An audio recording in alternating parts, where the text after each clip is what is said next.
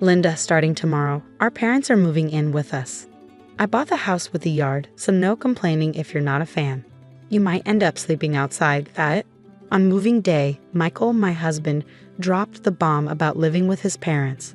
He also decided on this house without consulting me and left me to handle all the house hunting. It's like he sees me as a maid or something, thinking I don't have a say. So I said, fine, then I'll sleep in the yard from now on. But don't be surprised by who joins me. Why are you being so stubborn? Just do as you're told, like always. Don't worry, you won't regret it. Sleep tight, but don't choke on your own spit. Okay, those last words are on you. You'll regret this, mark my words. And with that, I started getting ready, picturing Michael's worried face. The next day, he came to the yard and immediately frowned when he saw the tent I had set up. He stopped in his tracks, looking puzzled as he approached. Linda, why are you pitching a tent? You said you'd sleep in the yard, so I'm just using my camping tent. It's spacious out here, I replied calmly, stepping out of the tent with a smile. Michael frowned even more and muttered, you'll regret this. Sleep however you like, but don't say I didn't warn you. He didn't think I actually sleep outside. You're ridiculous, you know. Even if you like camping, setting up a tent in your own yard is just embarrassing. Michael mocked with a smirk, but I stood my ground, ready for my comeback against him. My husband still had that smirk on his face, but inside I was quietly amused. Just then, my in-laws arrived. They seemed taken aback by the sight of the tent, whether they understood what was going on or not. I felt a bit relieved, hoping their presence might calm my husband down a bit. When I greeted them, they looked puzzled and asked about the tent. Linda, why is there a tent in the yard? Are you planning a camping trip? They inquired, clearly curious. Before I could respond, my husband jumped in. Oh, Linda wanted to sleep outside. She's a big fan of camping, he said, smoothly lying through his teeth. I couldn't believe how composed he was while deceiving them. But my in-laws accepted it without much fuss, knowing my love for camping. Just be careful not to catch a cold, they said with concern before heading into the house. Now, go make dinner, and don't say anything unnecessary to my parents, all right? My husband resumed his usual commanding tone after the in-laws left, but I shot back, sure thing. I'll cook for 5 then. Can a housewife even count? It's just the 4 of us. You, me, and my parents. Stop being dense and start cooking. You're getting on my nerves. Grumbling, my husband made his way to the new house. Suddenly, he froze in shock as a man emerged from the tent, unzipping it slowly. The yard fell silent. My husband's face registered a mix of confusion and astonishment. He tried to speak but couldn't find the words. Sorry to intrude, the man said. Why is Jim here? What's happening? This man was my husband's boss, Jim, someone my husband couldn't underestimate. It was understandable that he was taken aback to see Jim coming out of the tent where I had slept. Could it be that Linda and Jim are having an affair? Remember what Linda said yesterday, don't regret whoever I sleep with. Is she referring to an affair? What do you mean? That's not possible. Jim just got here about 30 minutes ago. I also enjoy camping. I was simply waiting in the tent until Masayoshi woke up, my husband explained, his face draining of color as if he could hear the gravity of the situation. Our private conversation had been overheard by Jim. I had heard from Linda before, but I didn't want to believe until now that you were hiding your true nature and mistreating your wife. Jim spoke slowly and calmly, but his words carried a hint of anger towards my husband. Panic swept over my husband's face, and his body began to tremble. No, that's not it. I was just being a bit firm. It's not mistreatment or anything. Just firm, he stuttered, but it didn't seem convincing to me. There was a clear tone of malice and superiority in his words. What had Linda done to deserve this? Jim's voice grew increasingly heated, causing my husband to shake even more. The arrogance he had displayed earlier, mocking me, had vanished. He seemed like a mouse cornered by a cat, frozen in fear. I can't believe this, Michael. You do great work at the company, but to treat your wife like this, I'm frankly disappointed. I never meant to mistreat my wife. I've just been stressed lately with work not going well, and I guess I took it out on her, my husband said, sweat dripping down his face as he searched for excuses, his mind racing. Despite what Jim said earlier, my husband was highly respected at work, not just for his job performance but also for his character. If you didn't know better, you wouldn't believe he could treat his wife poorly. But both Jim and I knew the truth, all the things my husband was hiding. And Jim's visit today was connected to those secrets. Then Jim quietly mentioned a woman's name to my husband, Lily Smith. You're familiar with her, right? Yes, she works at a client I handle. Is there an issue with her? She's my wife. Immediately, my husband's eyes widened with shock and confusion, rendered speechless. His expression shifted instantly to one of surprise and fear. Jim stared at my husband with a cold gaze. Gathering his courage, my husband began to speak hesitantly. Lily is Jim's wife. But that can't be, you have different last names. Lily uses her maiden name at work. It's easier for everyone if she's referred to by the name they know. Many women at her workplace do the same. I didn't know anything, and I've made a terrible mistake. In truth, my husband was having an affair with Lily Shimamoto, unaware that she was his boss's wife. Jim had come today to address the affair. I was truly stunned when I learned about your affair, especially that the other woman was my wife. This isn't something that can be shrugged off as a misunderstanding, and regardless of who the other person is, having an affair is unacceptable, Jim stated firmly. You heard it from Linda. Hey Linda, how long have you known? Since when? I've known for several months, since around the time Michael started to withdraw after learning about my infertility, I responded.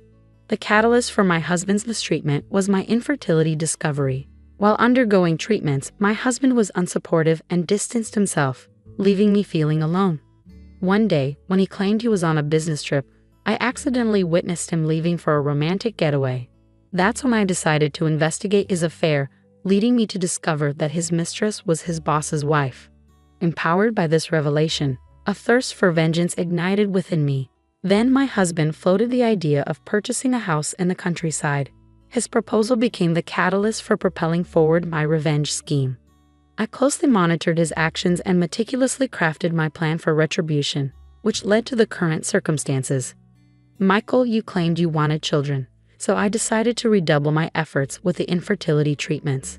But instead of standing by me, he began to ignore me completely. You left me for Lily, didn't you? You just admitted you never meant to mistreat me, but you were doing it on purpose, weren't you?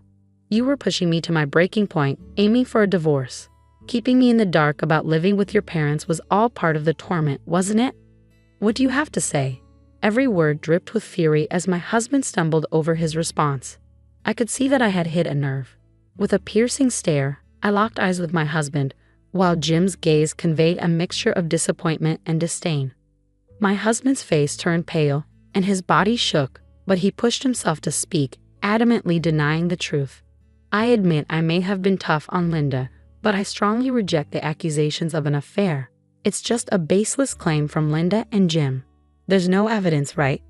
Linda mentioned a romantic trip, but I simply ran into Lily by chance during a business trip. We had meetings and went for drinks because of work, but there was no affair. I understand, indeed, there's no evidence. We haven't prepared any, right? There's no proof, but you're definitely having an affair. Admit it and apologize to Jim first. Linda, enough now. I didn't have an affair. If you want me to confess, show me the evidence. Don't act all high and mighty and order me around. My husband erupted in anger, his words aimed at me without restraint.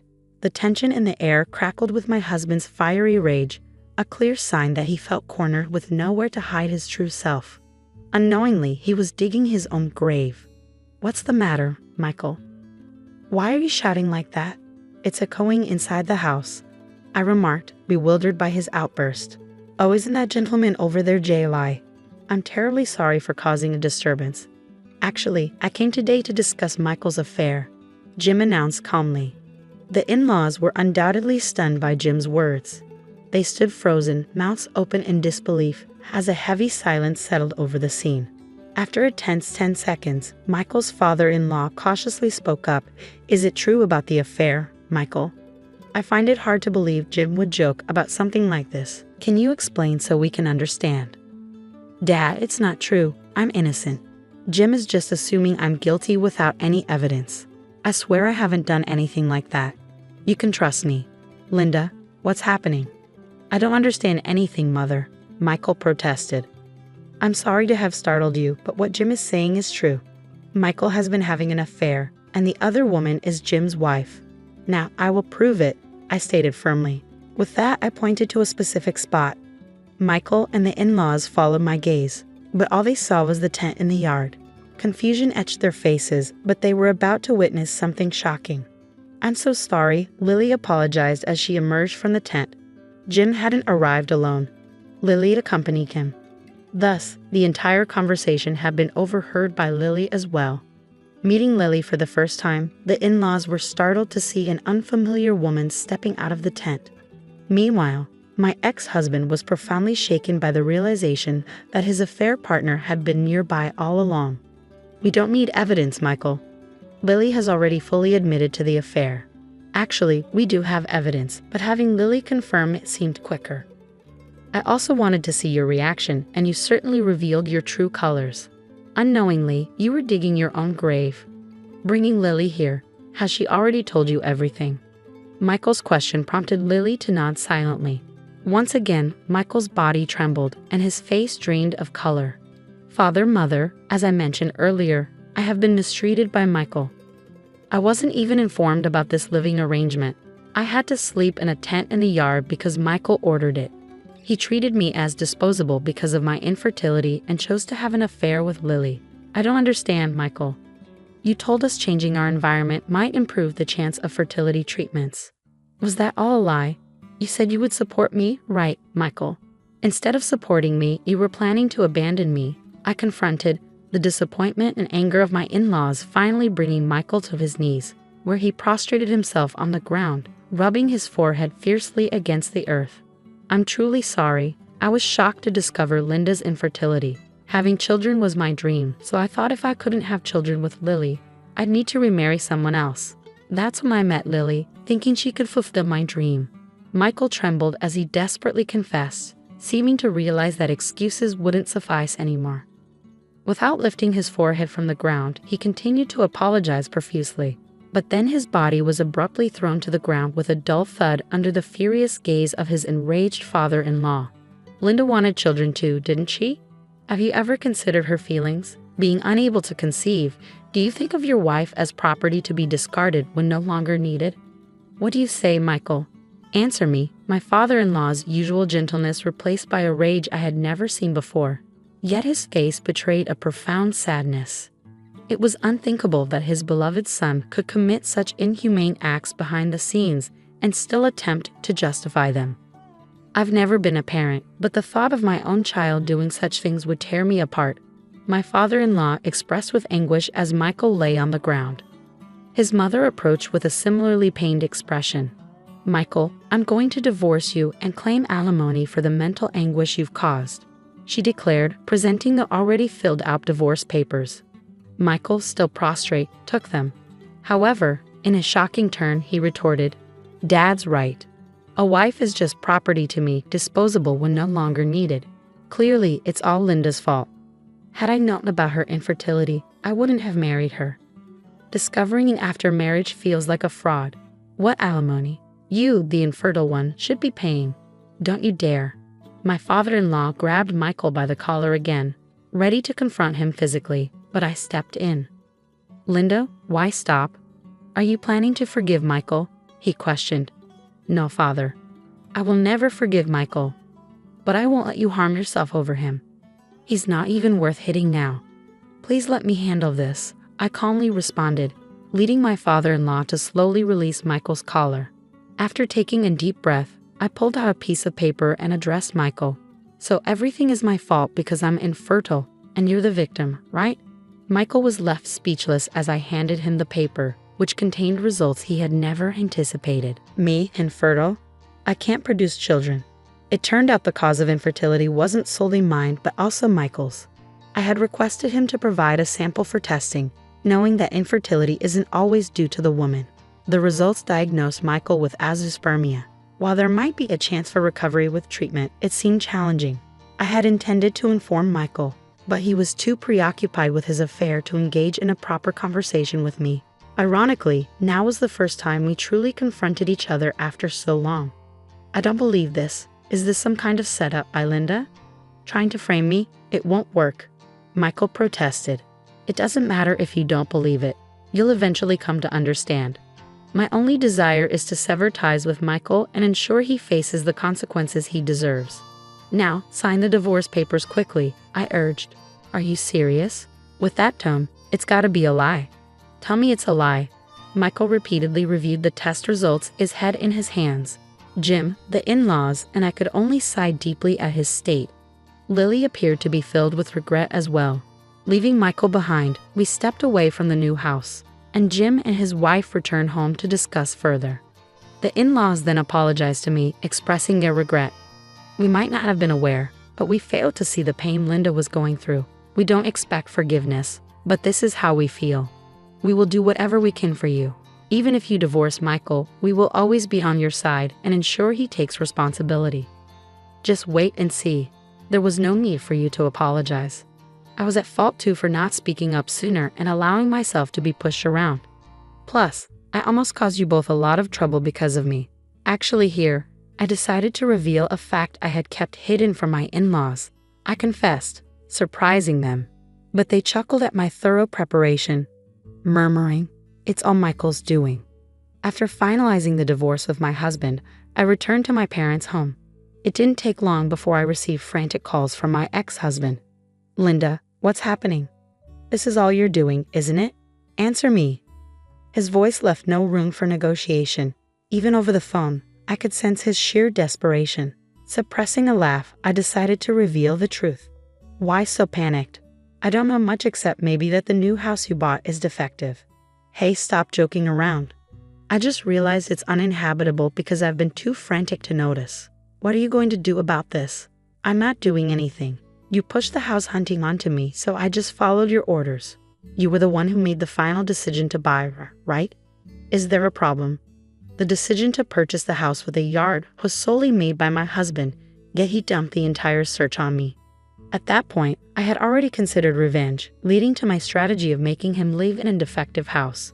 You can check online for signs of a defective house, like uneven floors, ceiling checks, and door and window operations. I created a checklist and went to the viewings, choosing the property with the most issues. My ex-husband's reaction confirmed that my plan had indeed worked. The only miscalculation was his secret plan to live with my in-laws, which could have caused them great trouble. Thankfully, they now live peacefully elsewhere, away from him. "Linda, help me out. I can't afford to move with the alimony payments and I've lost my job. There's also the fertility treatment. I truly regret everything. I shouldn't have cheated. I should have valued you more." "So you only realized you were wrong after finding out you're infertile? Well, that's good for you. You should reflect on your regrets and start over. Good luck living alone." Wait. Weren't we married? Don't abandon me, please. Listen to me." His self-centered remarks nearly drove me to explode with anger. Done with him, I found any further interaction merely troublesome. Yet, I had to make my point clear. A wife is not property to be discarded when no longer needed, Michael. You said that, remember? Let me reiterate, you are no longer needed in my life. You're expendable. Live with your regrets forever. Goodbye. I could still hear his voice through the phone, but I hung up without a second thought and blocked the number. He probably learned the hard way that some actions are irreversible. As for me, I started a blog and created videos about camping, enjoying a side income while engaging in my hobby. Jim, now divorced, had more free time and occasionally joined me for camping trips or helped with my video projects. I'm truly grateful that Jim and my in-laws stood by me. When I expressed my gratitude, Jim said, "Ignoring such a wonderful woman like you, Michael, really baffled me. If you ever need help, feel free to reach out." Perhaps due to my vulnerable state, my heart skipped a beat. But it wasn't until years later that I realized this flutter was real. Yes, Jim and I ended up getting married. But that's a story for another time. My name's Anna, and if you told me that my whole world would shift from just one party, I'd have laughed. Yet, here we are. It was at my college buddy Jenna's birthday bash that I first ran into David. He had this easy charm about him, you know, the kind that could light up a dull room. We got talking over drinks, found out we both had a thing for old school rock and indie films, and just clicked. Never thought I'd meet someone tonight who'd know more about Tarantino movies than me. He chuckled, handing me a drink. "Yeah? Well, prepare to be amazed, buddy." I shot back, the conversation flowing easier than I expected. Before we knew it, hours had passed, and we were still wrapped up in our chat, oblivious to the party dying down around us. That night, something just felt right. David wasn't like the guys I usually met. He listened, really listened, and his laughs weren't just polite chuckles, but genuine bursts of amusement. It was refreshing. Within weeks of that first meet, we were pretty much inseparable, and moving in together seemed like a no-brainer. I had a cozy little house my grandparents left me, nothing fancy, but filled with warmth and memories. David loved it from the get-go. Life with David started off as a dream. We'd spend nights binge-watching series, cooking up exotic dishes we barely knew how to pronounce, and planning all the trips we'd take together. It was bliss until his mom, Evelyn, became a more constant presence in our lives. Evelyn was an interesting mix, always sweet when you spoke to her but fiercely independent. She had this air about her, like she'd seen it all and then some. The first time David introduced me, she gave me a smile that was both welcoming and measuring. "So, you're the girl who's stolen my son's heart," she said, her voice soft yet carrying a weight that made me slightly nervous. "Trying my best, Mrs. K," I responded, unsure how to read her. David had always been upfront about being close to his mom, and I respected that. But it was different, seeing it in action. He'd consult her on everything, from how we arranged the furniture to what we'd eat for dinner if she was around. It was a lot. "Mom knows best, Anna.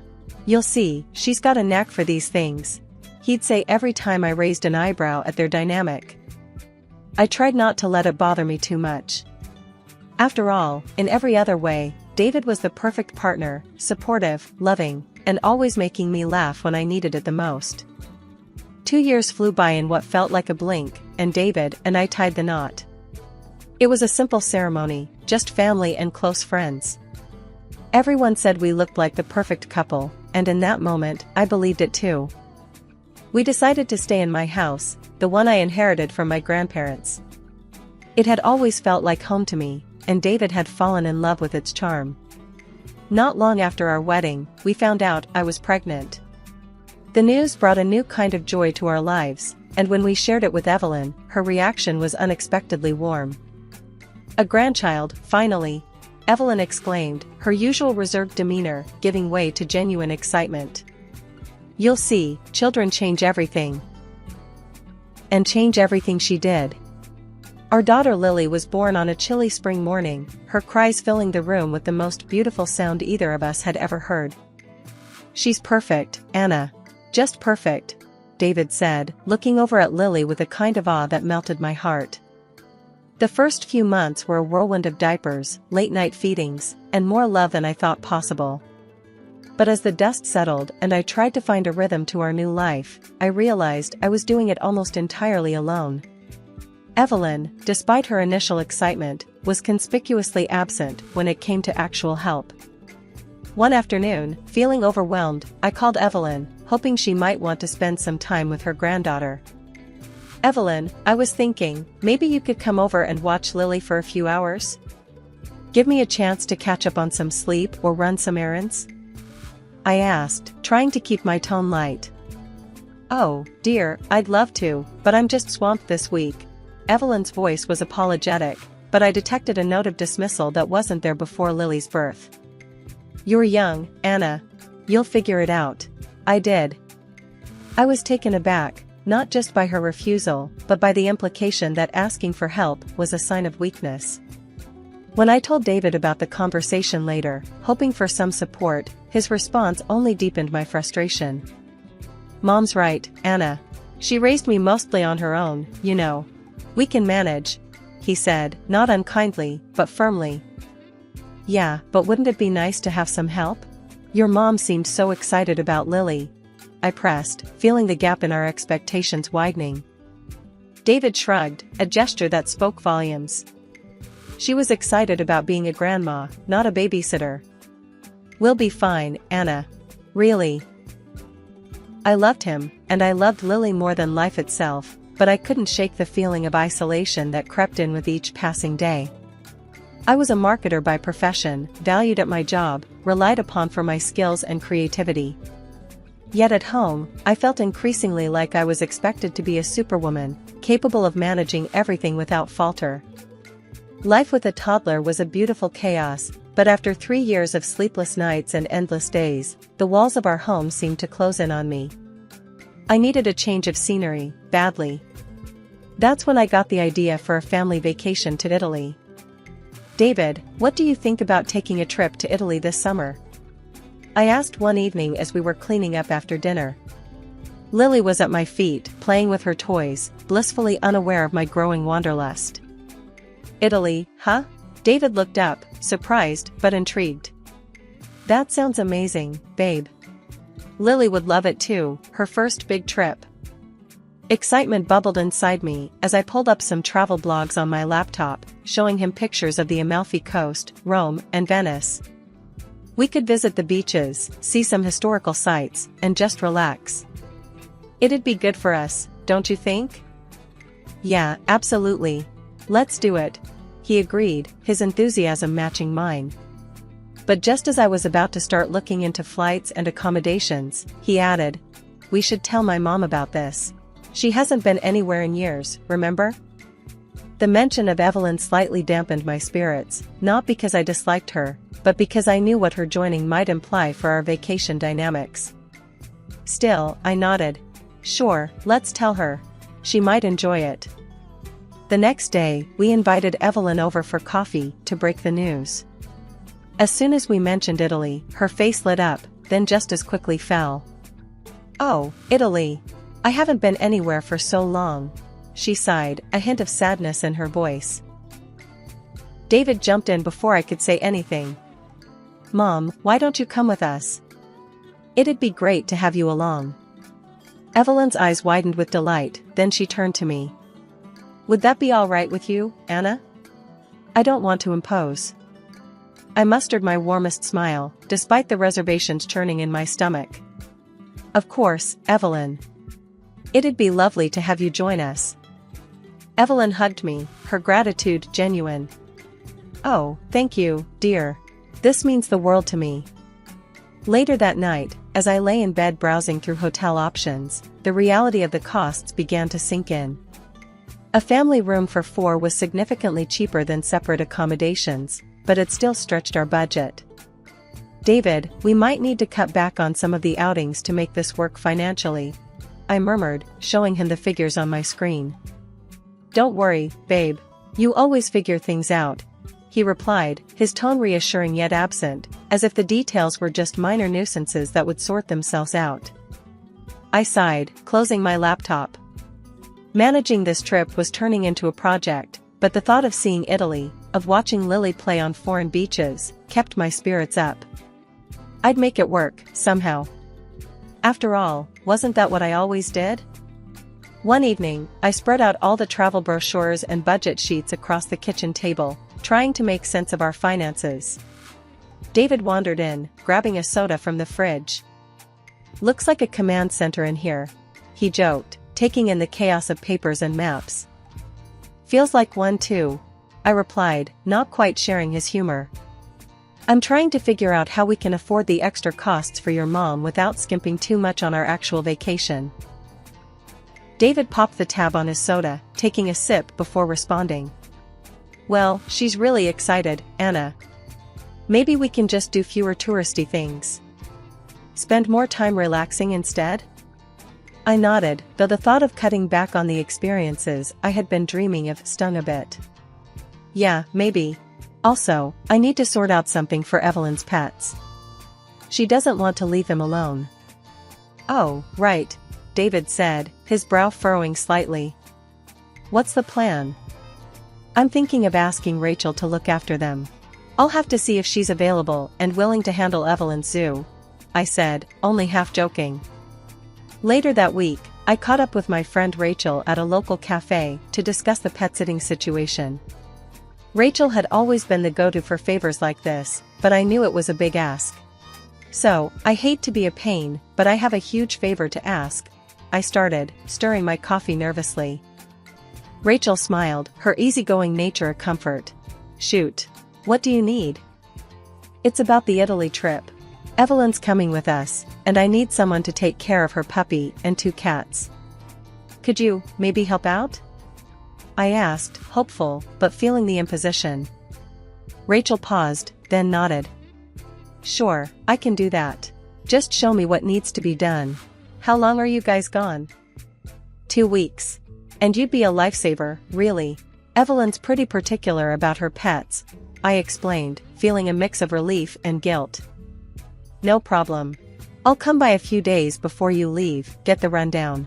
We'll make sure her little critters are well looked after, Rachel assured me, her tone confident. With the pet situation handled, I turned my attention back to the travel plans.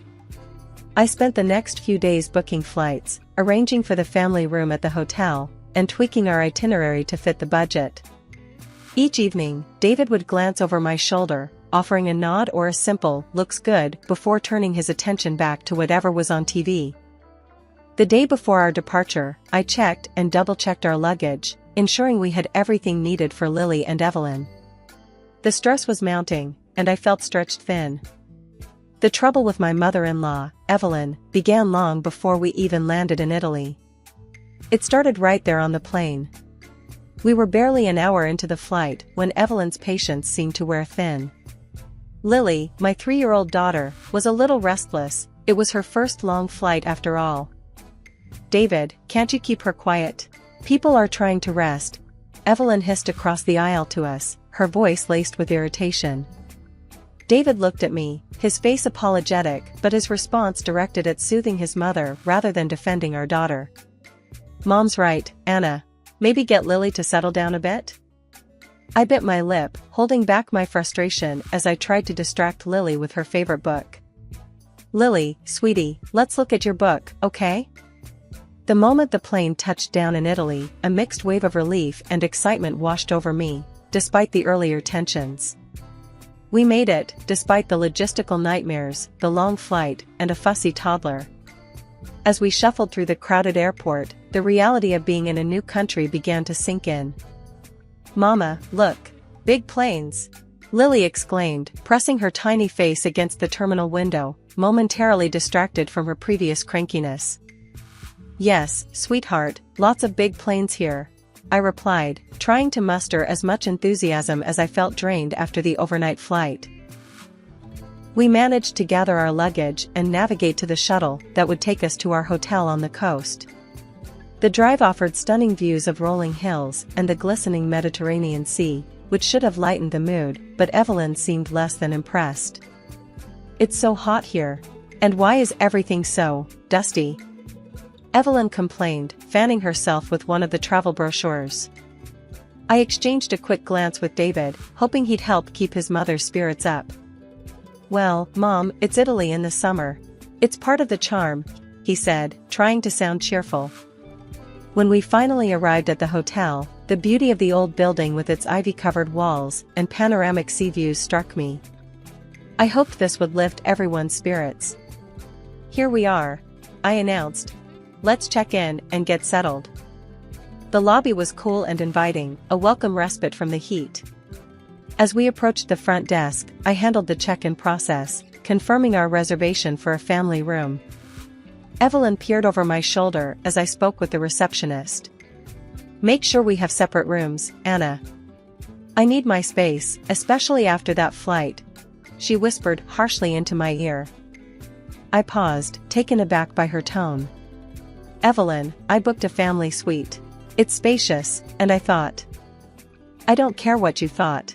I told you I needed my own room," Evelyn interrupted, her voice stern. The receptionist, catching the tension, quickly interjected. "I'm sorry, but we are fully booked at the moment. I can put you on a waiting list for a separate room, and we might have one available in a couple of days."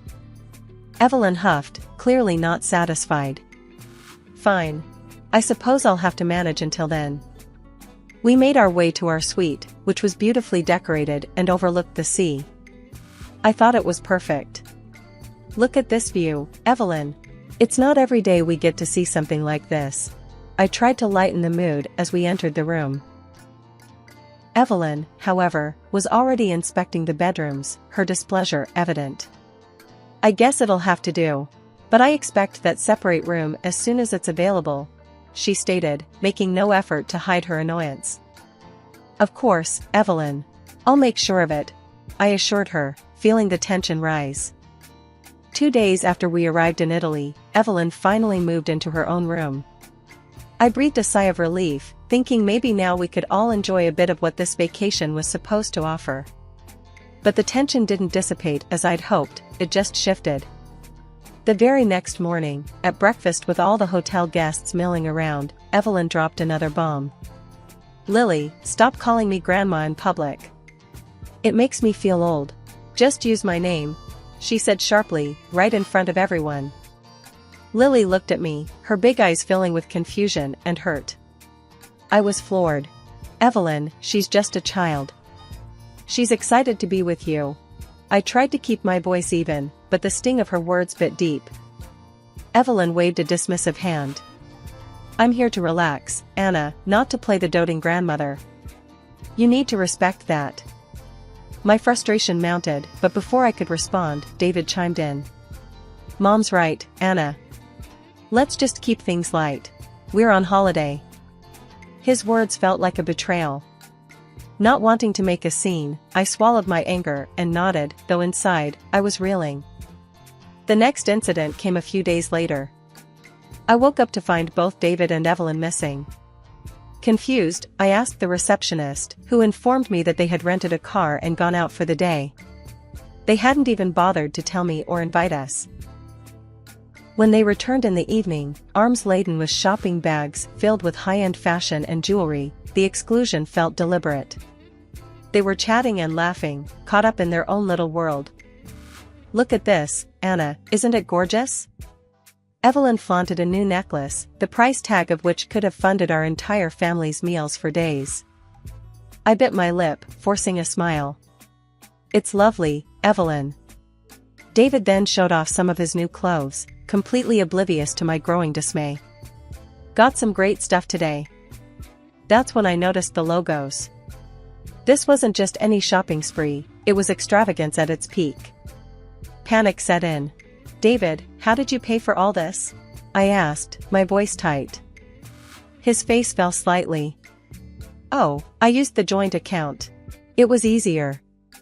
The joint account, our savings for emergencies and significant expenses, not luxury shopping.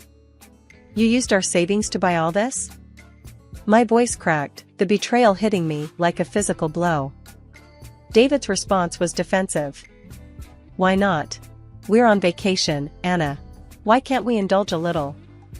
"A little?" I shot back, my temper flaring. "You didn't think to discuss it with me first? And what about Lily and me? You didn't think to include us in your plans today, or even buy something small for your daughter?" Evelyn, ever the ally to her son, interjected sharply. "Oh, stop being so greedy, Anna. You're ruining the holiday with your nagging." Greedy? Nagging? The words stung, and I felt utterly isolated. From then on, David and Evelyn did their own thing, more shopping, fancy dinners, while Lily and I were left to make our own plans. That morning I woke up to an unusual silence, a cold, empty space where David usually slept. Frantically, I checked around, only to find his side of the room perfectly tidy, his belongings gone. My heart pounded as I raced to Evelyn's room, fearing the worst. The door swung open to an empty room, her bags missing, no signs of her ever being there. Panicking, I grabbed my phone and dialed David's number, then Evelyn's. No answer. Lily stirred in her bed, her sleepy eyes searching. "Mommy, where's Daddy?" "Let's find him, sweetie." I tried to reassure her, masking the tremor in my voice. But as minutes turned into hours with no return calls, Lily's soft whimpers grew into desperate cries. "I want Daddy." Just then, my phone rang. It was David. His voice was eerily calm, chillingly distant. "We're at the airport, Anna. Mom needs to go home. She's tired of the vacation, tired of the constant complaints and..." He paused, his words twisting the knife. "Your greed." In the background, I could hear Evelyn's biting voice. "She's ruined everything with her selfish ways. How could you?" I gasped into the phone, my voice a blend of anger and heartbreak. How could you leave us here, in a foreign country? How could you choose her over your own daughter? David's reply was cold, final. My mother is the most important person to me. She needs me. You'll manage, you always do. The line went dead. I stared at the phone, numb, then turned to see Lily's tear-streaked face. Anger surged through me, not just for me, but for my little girl, abandoned by the person she adored. In that moment, a plan formed, born from the wreckage of our ruined vacation. I called Rachel, my friend back home taking care of Evelyn's pets. Through clenched teeth, I explained everything. Rachel, are you at Evelyn's house now? Yes, I'm just about to leave, she replied, her voice tinged with concern. Leave the pets out of the utility room. Open all the doors. Let's see how tidy Evelyn finds her home when she returns, I said, the words bitter, but strangely empowering. Are you sure? Rachel hesitated. Yes. Do it. Then don't go back tomorrow. She needs to see what it's like when someone she relies on lets her down, I insisted, the plan crystallizing with each word. Rachel did as I asked, freeing the energetic puppy and the curious cats into the pristine environment of Evelyn's house. We ended the call with a shared, dark chuckle, imagining the chaos that would greet Evelyn upon her return. The late afternoon sun was dipping below the horizon when my phone erupted with an angry call from David. His voice was livid, strained through exhaustion and frustration. Anna, we can't get into Mom's house. Your friend isn't answering her phone, and we're locked out. Our flight was delayed, we're tired and just want to get in. I could hear the fatigue in his voice, but my patience had worn thin. That sounds like a problem you'll have to sort out yourselves, David. I'm not your keeper. A few hours later, Evelyn herself called, her voice shrill and frantic. Anna, this house is a disaster. The puppy has destroyed everything. There's poop on my bed, my shoes are chewed up, and the furniture's torn apart. It stinks, and we can't even stay here. She was nearly hysterical, the background noise of David's futile attempts to calm her adding to the chaos. And to top it off, the rescue service won't let us in without the house documents, which, guess what, your little stunt got destroyed too, she continued, barely pausing to catch her breath. I responded with as much calm as I could muster. Evelyn, I am still on vacation. You need to handle this. Maybe check into a hotel for the night? She was furious. You expect us to go to a hotel? I want you to call your security company right now and get them to open your house. We're coming there. I stood firm, the edge in my voice sharp as a knife. No, Evelyn. I won't do that. You made your choice, and now you can deal with the consequences.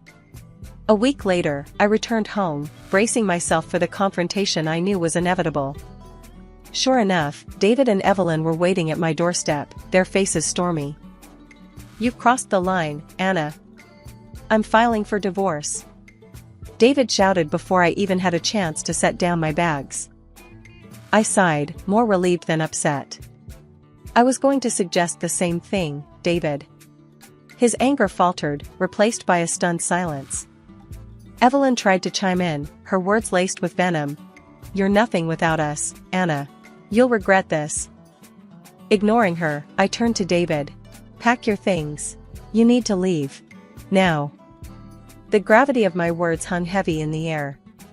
David, finally seeing the resolve in my eyes, nodded slowly and went inside. Evelyn, her face a mask of rage, followed him without another word. They moved out that evening. The divorce proceedings were brief. David and I had little to contest, and it was clear we both wanted it over with. He went back to live with his mother, and that was that. Now, as I sit in the quiet of the home I fought to protect, I realize I've regained more than just my independence. I've reclaimed my peace, my dignity, and a life where I no longer have to compromise my happiness for someone else's selfishness. Life wasn't about microwaved dinners and threadbare clothes.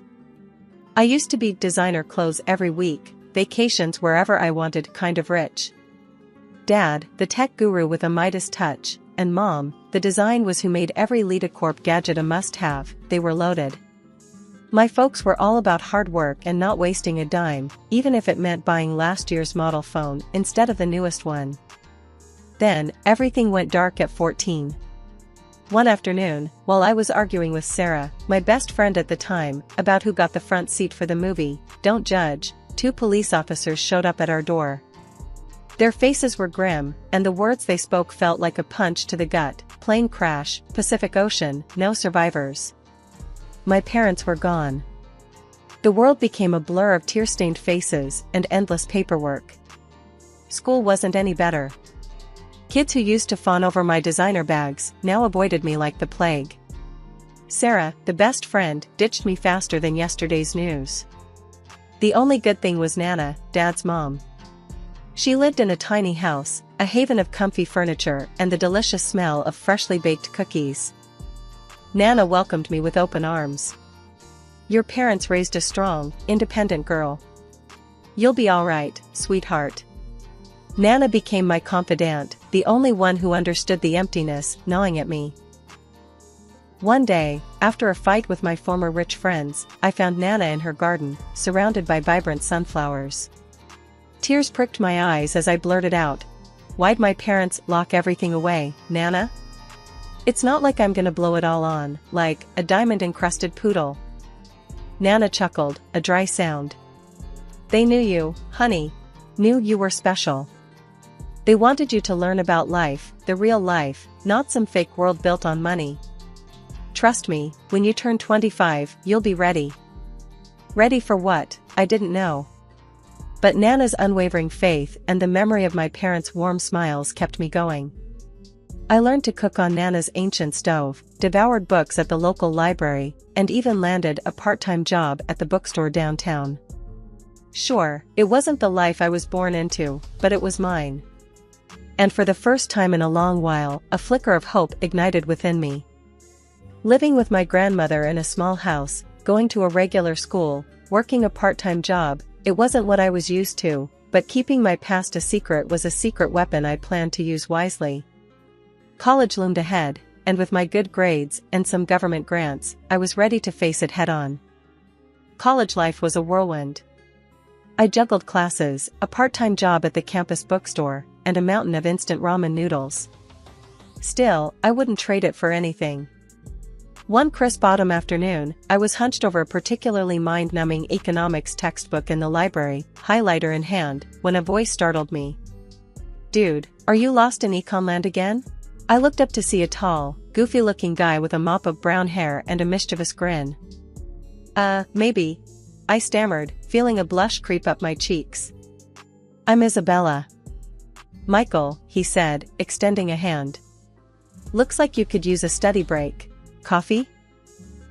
We ended up at a noisy campus cafe, drowning our textbooks in steaming lattes. Michael turned out to be a computer science major with a knack for making even the most complex algorithms seem fun. We spent hours talking about classes, dreams, and the best places to score cheap pizza on campus. "So, what brought you to this little corner of the world?" Michael asked, his eyes twinkling with curiosity. I hesitated. My past life felt like a different universe, a life I wasn't sure I should share. Finally, I took a deep breath. I moved in with my grandmother after my parents passed away. It felt strange saying it out loud, even after all this time. Michael's smile softened. "Wow, that's rough. I'm so sorry." "It's okay," I mumbled, looking down at my coffee cup. "It's been a while." There was a comfortable silence for a moment, then Michael added, "You seem different from most people here." "Different how?" I challenged, a spark of curiosity igniting. "You're not all about the fancy clothes and the expensive gadgets," he said. "You seem real." I couldn't help but smile. Maybe keeping my past a secret wasn't such a bad thing. It allowed people to see me for who I was, not what I had. As the weeks turned into months, Michael became my best friend, my confidant. We spent hours studying together, exploring the city, and arguing about everything from the best way to brew coffee to the merits of different science fiction movies. One evening, after a particularly frustrating day at the bookstore, I found myself venting to Nana over a plate of her legendary chocolate chip cookies.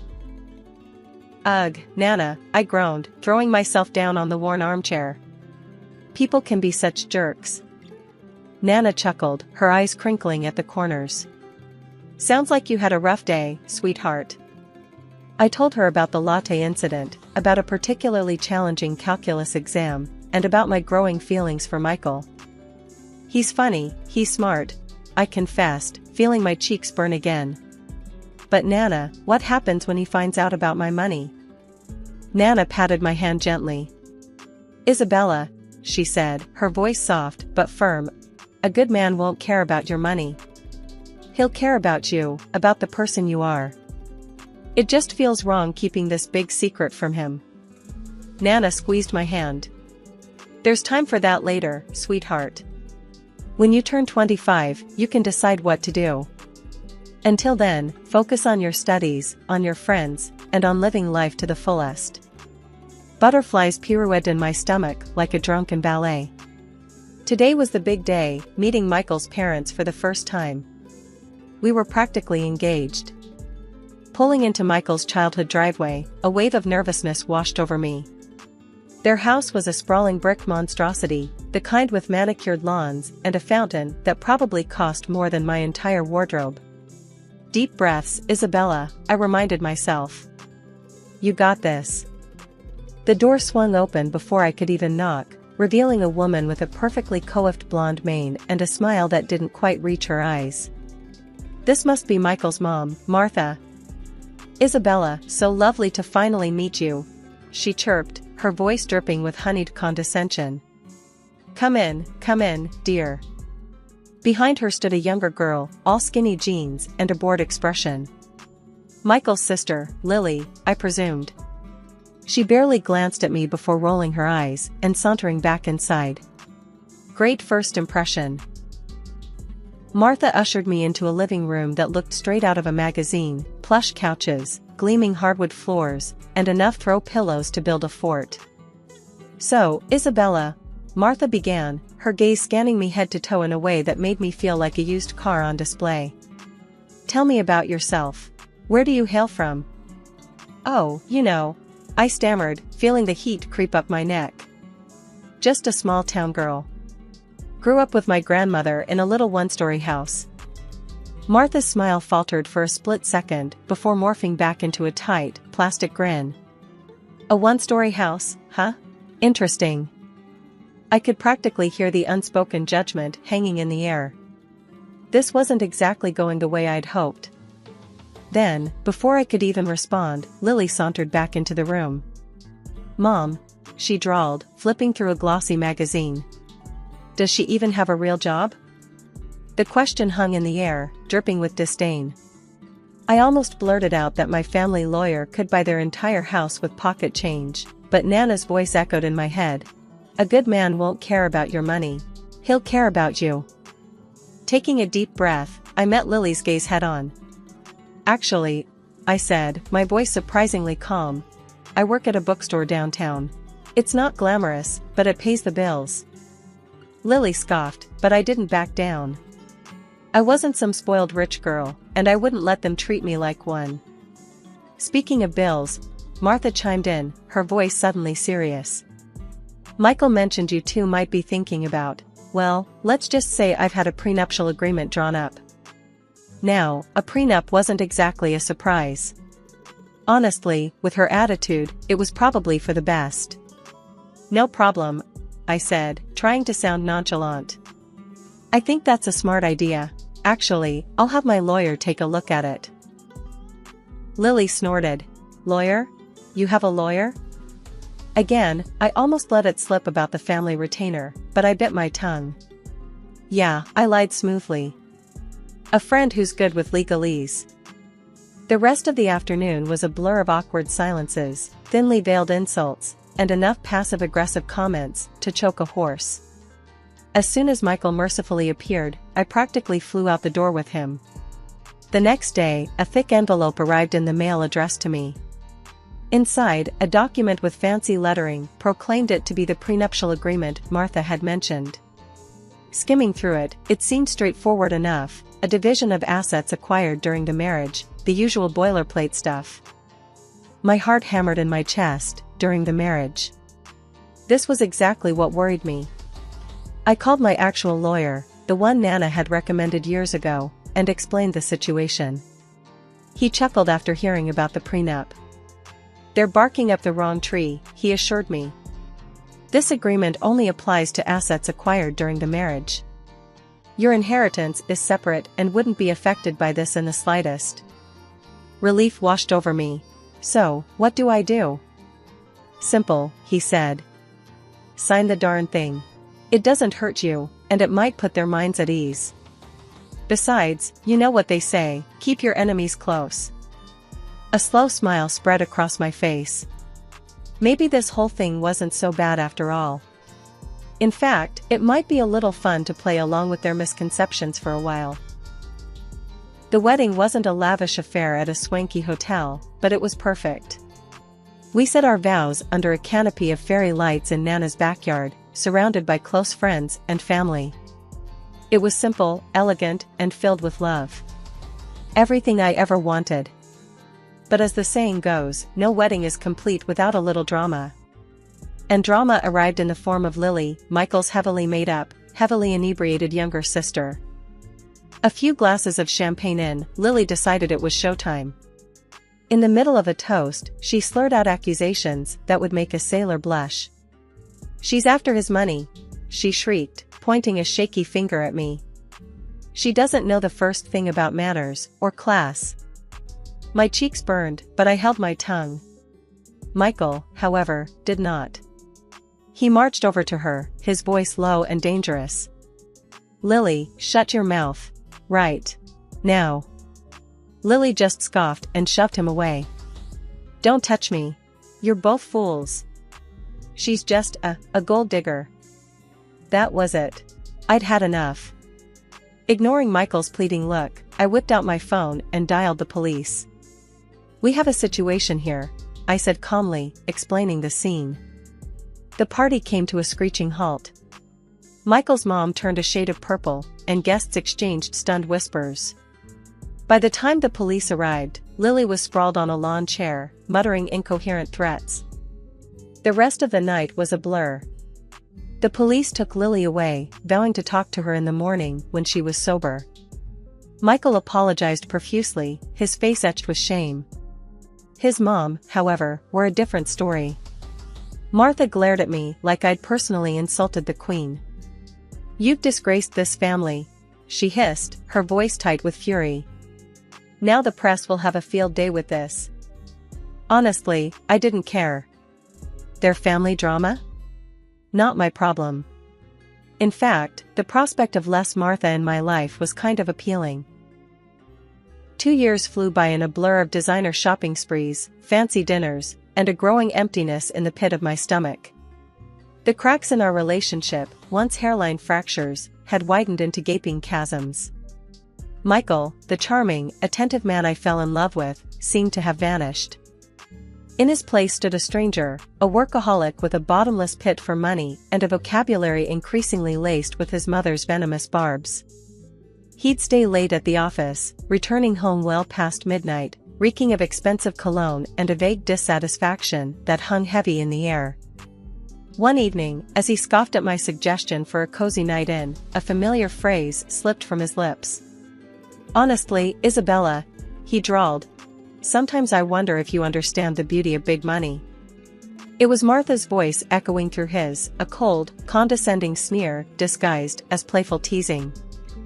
My blood ran cold. The urge to blurt out the truth, to reveal the hefty inheritance waiting for me on my 25th birthday, was a constant itch under my skin. But Nana's words always rang in my ears: true love doesn't need money to survive. So I swallowed the truth, the bitter pill lodged in my throat. Desperate to salvage our crumbling marriage, I brought up the topic of children. "Maybe it's time we started a family," I suggested tentatively, a hopeful smile plastered on my face. Michael's response was like a slap in the face. "A kid? Seriously? He scoffed. Don't you think that's a bit convenient? Trying to trap me here with a baby? His words echoed in the silence, each syllable dripping with suspicion. He was repeating his mother's twisted narrative, turning my desire for a family into a manipulative ploy. However, after a couple of months I threw myself into planning Michael's birthday party with a fervor bordering on desperation. It was a desperate attempt to recapture the spark, to remind him of the happy couple we once were. I envisioned a lively gathering, filled with laughter and good company. Maybe, just maybe, it would reignite the flame that seemed to be flickering out. I sent out invitations, meticulously crafting a guest list that included all his friends, colleagues, and with a heavy heart, his mother and sister. In my heart of hearts, I hoped they'd decline. Their presence was guaranteed to inject a healthy dose of drama into the celebration, which was the last thing I needed. The day arrived, a perfect blend of sunshine and warmth. The house buzzed with activity as friends streamed in, bearing gifts and good cheer. Michael, dressed in a crisp new shirt, a birthday gift, naturally, beamed as he received congratulations and well wishes. A sliver of hope flickered within me. Maybe, just maybe, this could be a turning point. A discordant note, however, shattered the illusion. Just as Michael and I were about to cut the cake, the doorbell chimed. My stomach clenched. It was them. Martha, resplendent in a designer outfit that screamed "Look at me," and Lily, her younger sister, looking like a runaway from a bad reality TV show. Lily, clad in a dress that left little to the imagination, made a beeline for the champagne table. A wave of nausea washed over me. Lily, notorious for her inability to hold her liquor, was a disaster waiting to happen. I opened my mouth to warn Michael, but he was already engrossed in conversation with his mother, oblivious to the approaching storm. As predicted, the champagne flowed freely, and with it, Lily's inhibitions. Soon, she was weaving through the party, a tipsy hurricane in a sequin dress. Her voice grew louder with each passing glass, her words laced with a malicious intent. "You'll never be one of us," she slurred, pointing a drunken finger at me. "You're just a gold digger, after Michael's money and his family name." Tears welled up in my eyes, blurring the scene before me. But Michael, oblivious to my distress, remained glued to his mother's side, his back turned on me. He didn't even spare me a glance as Lily launched into a tirade about my supposed inadequacies as a wife and future mother. "You'll never carry on the family lineage," she screeched, waving a sheaf of papers in the air. "You'll only give birth to weak, pathetic babies." My vision swam. Shame and anger warred within me. Then, amidst the drunken chaos, Lily stumbled, her high heels betraying her. With a graceless shriek, she tumbled into the pool, landing in a heap of soaked sequins and misplaced pride. I rushed forward to help, more out of instinct than anything else. That's when I saw it, the papers Lily had been clutching lay on the ground, partially obscured by the pool water. Curiosity overcoming my emotional turmoil, I picked them up. My blood ran cold as I recognized the document, divorce papers. Signed by Michael. The date scrawled at the bottom confirmed my worst fears. Tears stinging my eyes, I stormed back into the house, the party atmosphere a grotesque parody of happiness. There, in the middle of the living room, stood Martha, a smug smile plastered on her face. Before I could speak, she launched into a tirade. "Well, Isabella," she purred, her voice dripping with fake sympathy. "Looks like your little plan backfired, didn't it?" "What plan?" I spat, my voice tight with anger. "What are you talking about?" "Don't play dumb, dear," she sneered. "Trying to get pregnant, trap Michael, a classic gold digger move." Betrayal, raw and searing, ripped through me.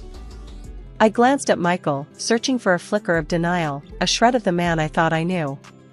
But his gaze remained fixed on the floor. Fury replaced the pain. "Fine," I choked out, snatching the divorce papers from his hand. "If that's what you want."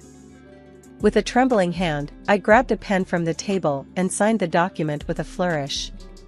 A gasp rippled through the crowd, but I ignored it. "Let them watch." Let them see the sham of a marriage I'd been living in. There, I said, my voice surprisingly steady. Happy now? The room was silent, the air thick with tension. Then, I reached for my phone and dialed a familiar number. Nana? I asked, my voice thick with emotion. Can you come get me? Now. A few minutes later, my grandmother, bless her heart, materialized in the doorway. Relief washed over me, warm and familiar. What's going on here, Izzy? Nana asked, her eyes taking in the scene with a sharp glint. Taking a deep breath, I launched into the whole sordid story, Michael's accusations, Martha's manipulations, the betrayal that felt like a physical blow. By the time I finished, a slow smile was spreading across Nana's face. That's all, she chuckled, her voice laced with amusement. Before I could reply, she turned to Michael and his mother, her voice laced with steel. Listen up, you two, she began. Isabella doesn't need your money or your pathetic family name. She's an heiress in her own right, set to inherit a vast fortune on her 25th birthday, which is, by the way, in a month. The color drained from Martha's face. Her smug smile had morphed into a mask of disbelief. Heiress, she stammered. But Michael said. Michael listens to his mommy a little too much, wouldn't you say? Nana retorted, her voice dripping with sarcasm. Martha sputtered, her carefully constructed facade crumbling. Isabella, she croaked, her voice laced with desperation. Forgive me. I was wrong. You deserve my son. Now it was my turn to scoff. Deserve? Their love had been built on lies and suspicion. The taste of betrayal lingered bitter on my tongue. As if on cue, a loud honking sound came from the driveway. My surprise gift, a top-of-the-line sports car, had arrived. A car I'd secretly bought for Michael, using money from my hidden account. Sliding behind the wheel, I gestured for Nana to join me. Let's go, Nana, I said, my voice firm. From now on, my lawyer will be dealing with all of you. As I pulled out of the driveway, I glanced back at Michael and his mother, their faces a picture of stunned silence. Leaning out the window, I added one last parting shot. Oh, and by the way, I said, a mischievous glint in my eyes. I recorded the whole thing, including your little drunken performance, Lily. I held up my phone, showing them the social media post with a rapidly rising number of. The roar of the engine filled the air as I peeled out of the driveway, leaving behind a cloud of dust and a family drama for the ages. A week after the dust settled from the divorce drama, the phone rang. It was Martha. Honey dripping from her voice, she launched into a desperate plea for reconciliation. Apparently, Michael was lost without me, and they both wanted me back in their perfect little family. I cut her short. Thanks for the offer, Martha, I said, my voice cool. But the damage is done. Move on. Then came Michael. He showed up at my doorstep, looking like a kicked puppy in a Brioni suit. A sob story about his manipulative mother and his undying love for me tumbled out of his mouth. Yeah, right. Spare me the crocodile tears, Michael, I said, my voice laced with steel. Actions speak louder than words. You had your chance. He hung his head, defeated. There weren't any grand gestures, no groveling or apologies worth a damn. Just another attempt at manipulating me back into his life. Goodbye, Michael, I said, shutting the door firmly. Nana and I remained in our cozy little house on Maple Street. Forget mansions, this place held memories, laughter, and the comforting aroma of Nana's famous apple pie. My 25th birthday arrived, ushering in a tidal wave of wealth. The inheritance was staggering, more money than I could ever dream of spending. But luxury cars and designer clothes held no appeal. Instead, I channeled that wealth into something meaningful. The Isabella Foundation, dedicated to my beloved parents, was born. This foundation offered a lifeline to people struggling financially, a way up from the quicksand of debt and hardship. It was my way of giving back, of making a difference in the world.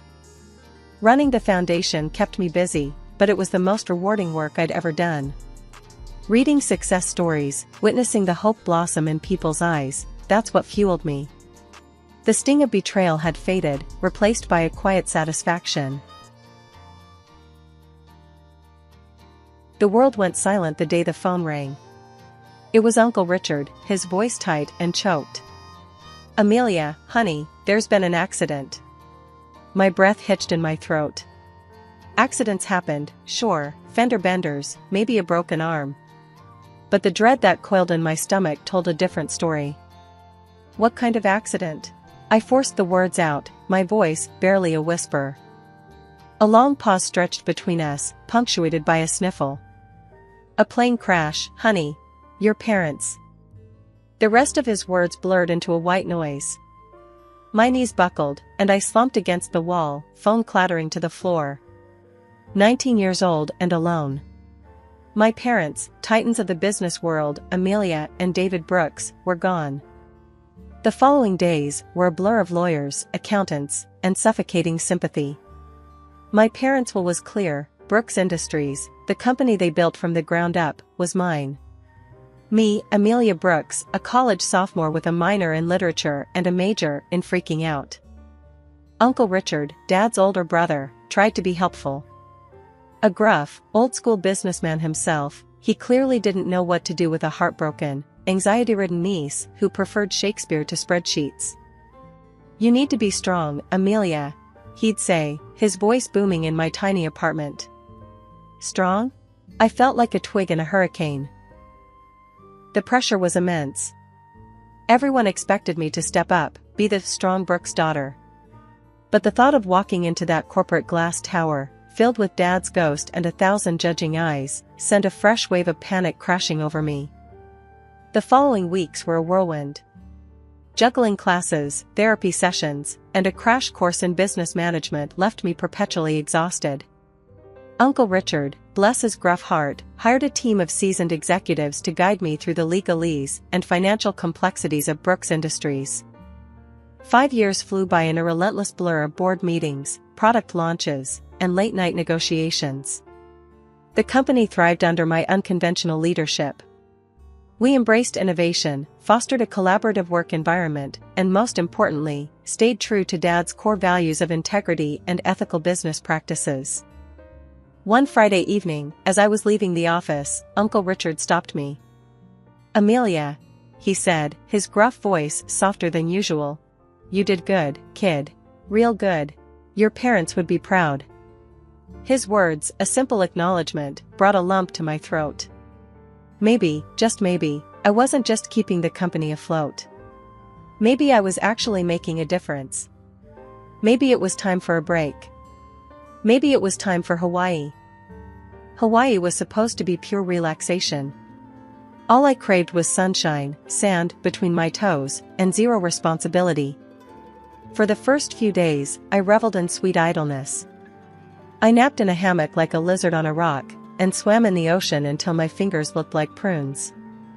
But by the third night, the cabin fever kicked in. I showered, threw on a sundress, a rare occurrence for this jeans and t-shirt girl, and headed out to a beachfront bar that thumped with live music. I snagged a lonely stool at the end of the counter and ordered a drink that looked straight out of a cartoon, bright blue, with a tiny pineapple stuck precariously on the rim. "New to these parts?" A voice with a laugh that could melt glaciers came from beside me. I glanced over to see a guy, maybe a few years older than me, with sun-bleached hair and eyes that sparkled like the ocean.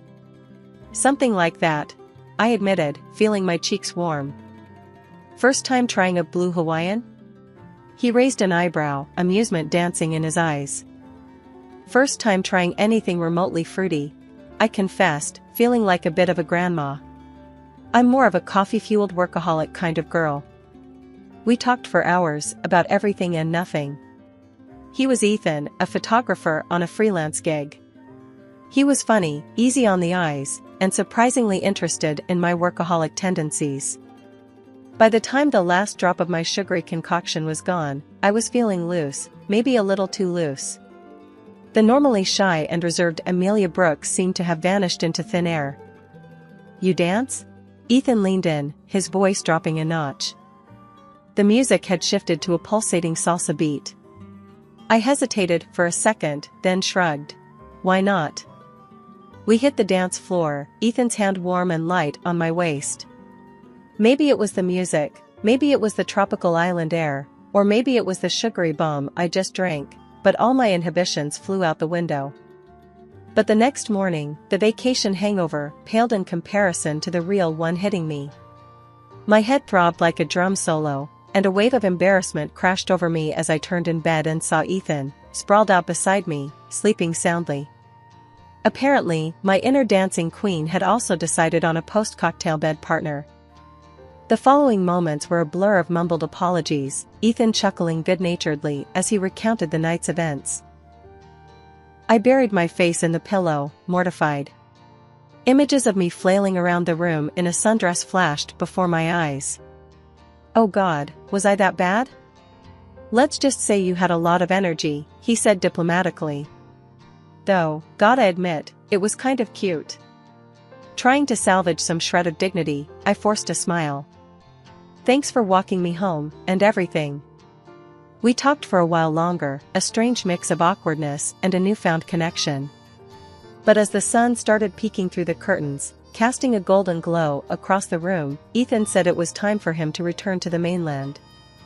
I handed him a piece of paper with my number scribbled on it. Maybe, I said, the word hanging in the air. He took the paper, a slow smile spreading across his face. Maybe, he echoed.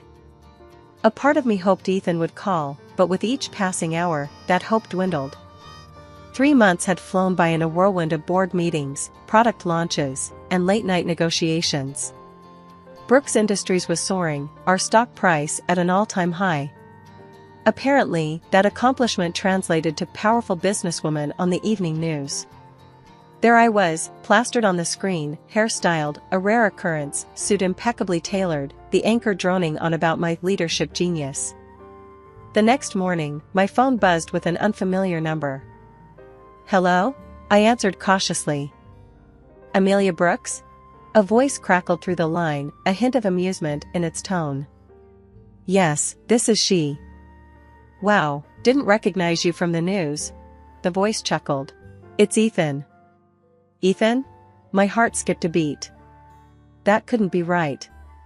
After our drunken Hawaiian encounter, I figured he'd filed me under forgettable vacation fling. Hey, I said, trying to sound nonchalant. Fancy hearing from you. Fancy seeing you too, he replied. Listen, I'm in town for a couple of days, and I was wondering if you'd be free for dinner? We made a reservation at a fancy restaurant downtown, a place I'd only ever seen in magazines. When I arrived, my stomach did a nervous flip-flop. Ethan was waiting at the bar, looking like he'd stepped out of a men's fashion catalog, perfectly coiffed hair, crisp white shirt, the kind of designer suit that probably cost more than my entire wardrobe. Next to him, in my jeans and trusty work blouse, I felt like a sparrow in a room full of peacocks. A wave of self-consciousness washed over me. Had I misread the whole thing? He spotted me and a wide grin lit up his face. He stood up, his smile turning apologetic. Hey, sorry, he said, gesturing to my attire. Didn't mean to scare you off with the fancy digs. Work thing, you know? I forced a smile. No worries, I said, trying to sound confident. Work dress code for me is more comfort over couture. The rest of the evening was a blur of conversation, peppered with nervous laughter on my end. Ethan was charming, funny, and surprisingly interested in my work. So, he said, leaning closer as we finished our dessert, I know this might sound crazy, but I really enjoyed our time together, both in Hawaii and tonight. I was wondering, would you like to, maybe go out again sometime? Properly this time, without the tequila-induced dance party? A wave of happiness washed over me. Maybe, just maybe, this wasn't a dream. Maybe, just maybe, I'd stumbled onto something real. I'd like that, I said, a genuine smile gracing my lips. A few months zipped by in a whirlwind of adrenaline-pumping adventures, candlelit dinners at fancy restaurants, and late-night talks that stretched into the early hours. Ethan was the perfect antidote to my high-pressure world. One crisp November evening, curled up on the couch with a glass of expensive wine, Ethan got all serious on me. "Hey, Ames," he started, his voice a touch deeper than usual. "We've been having a blast together, haven't we?" My heart thumped a frantic rhythm against my ribs. Was this it? The question?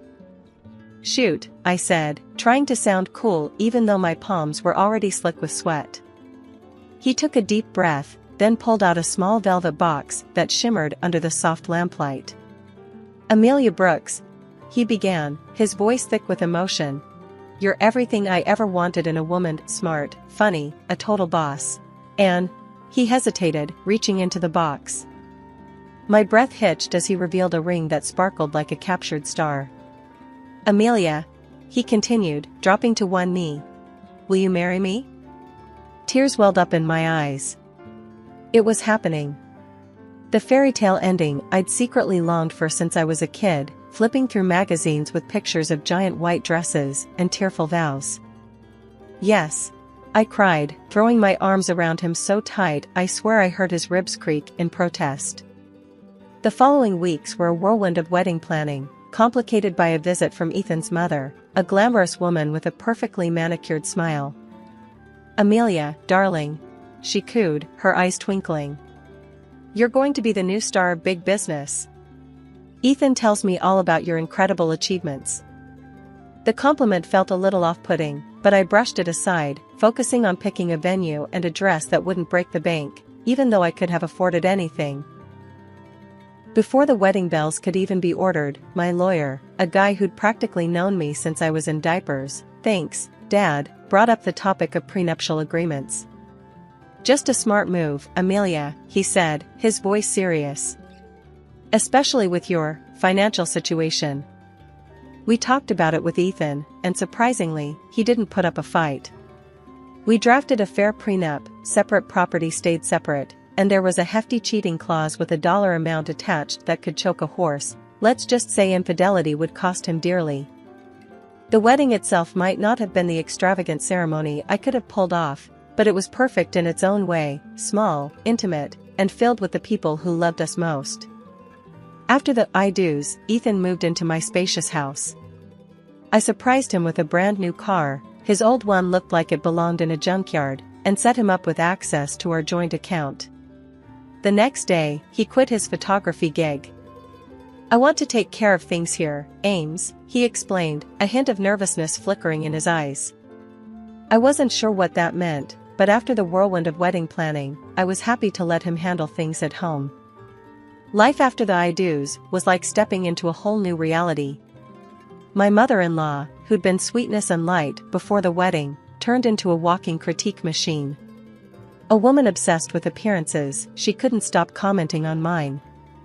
"Honey, those pants make your hips look wide," she'd say, her perfectly manicured nails hovering over my outfit. Or, "Darling, a little Botox would really brighten up those eyes." It felt like she wanted to redecorate me. The final straw came when she dragged me to a plastic surgeon's office. Stepping into that sterile, judgmental space made my skin crawl. The doctor, all smooth smiles and designer stubble, started circling me with a marker, muttering about enhancing my natural beauty. "And the chest area," he announced, his gaze lingering a little too long. "Frankly, Mrs. Miller, it needs some serious work." That was it. I washed my face in the bathroom, mascara stinging my eyes, and stormed out. My mother-in-law caught up with me in the lobby. "Amelia, darling, where are you going? Don't you want to discuss the doctor's recommendations?" "Recommendations?" I scoffed. "More like a shopping list for a whole new me." "I don't need surgery, I need you to back off with these stupid suggestions." Even Ethan started chiming in. He'd drop hints about updating my wardrobe or seeing a stylist. "Ugh, give me a break. Honey," he began one evening. "Maybe it's time for a new look. You know, for your image."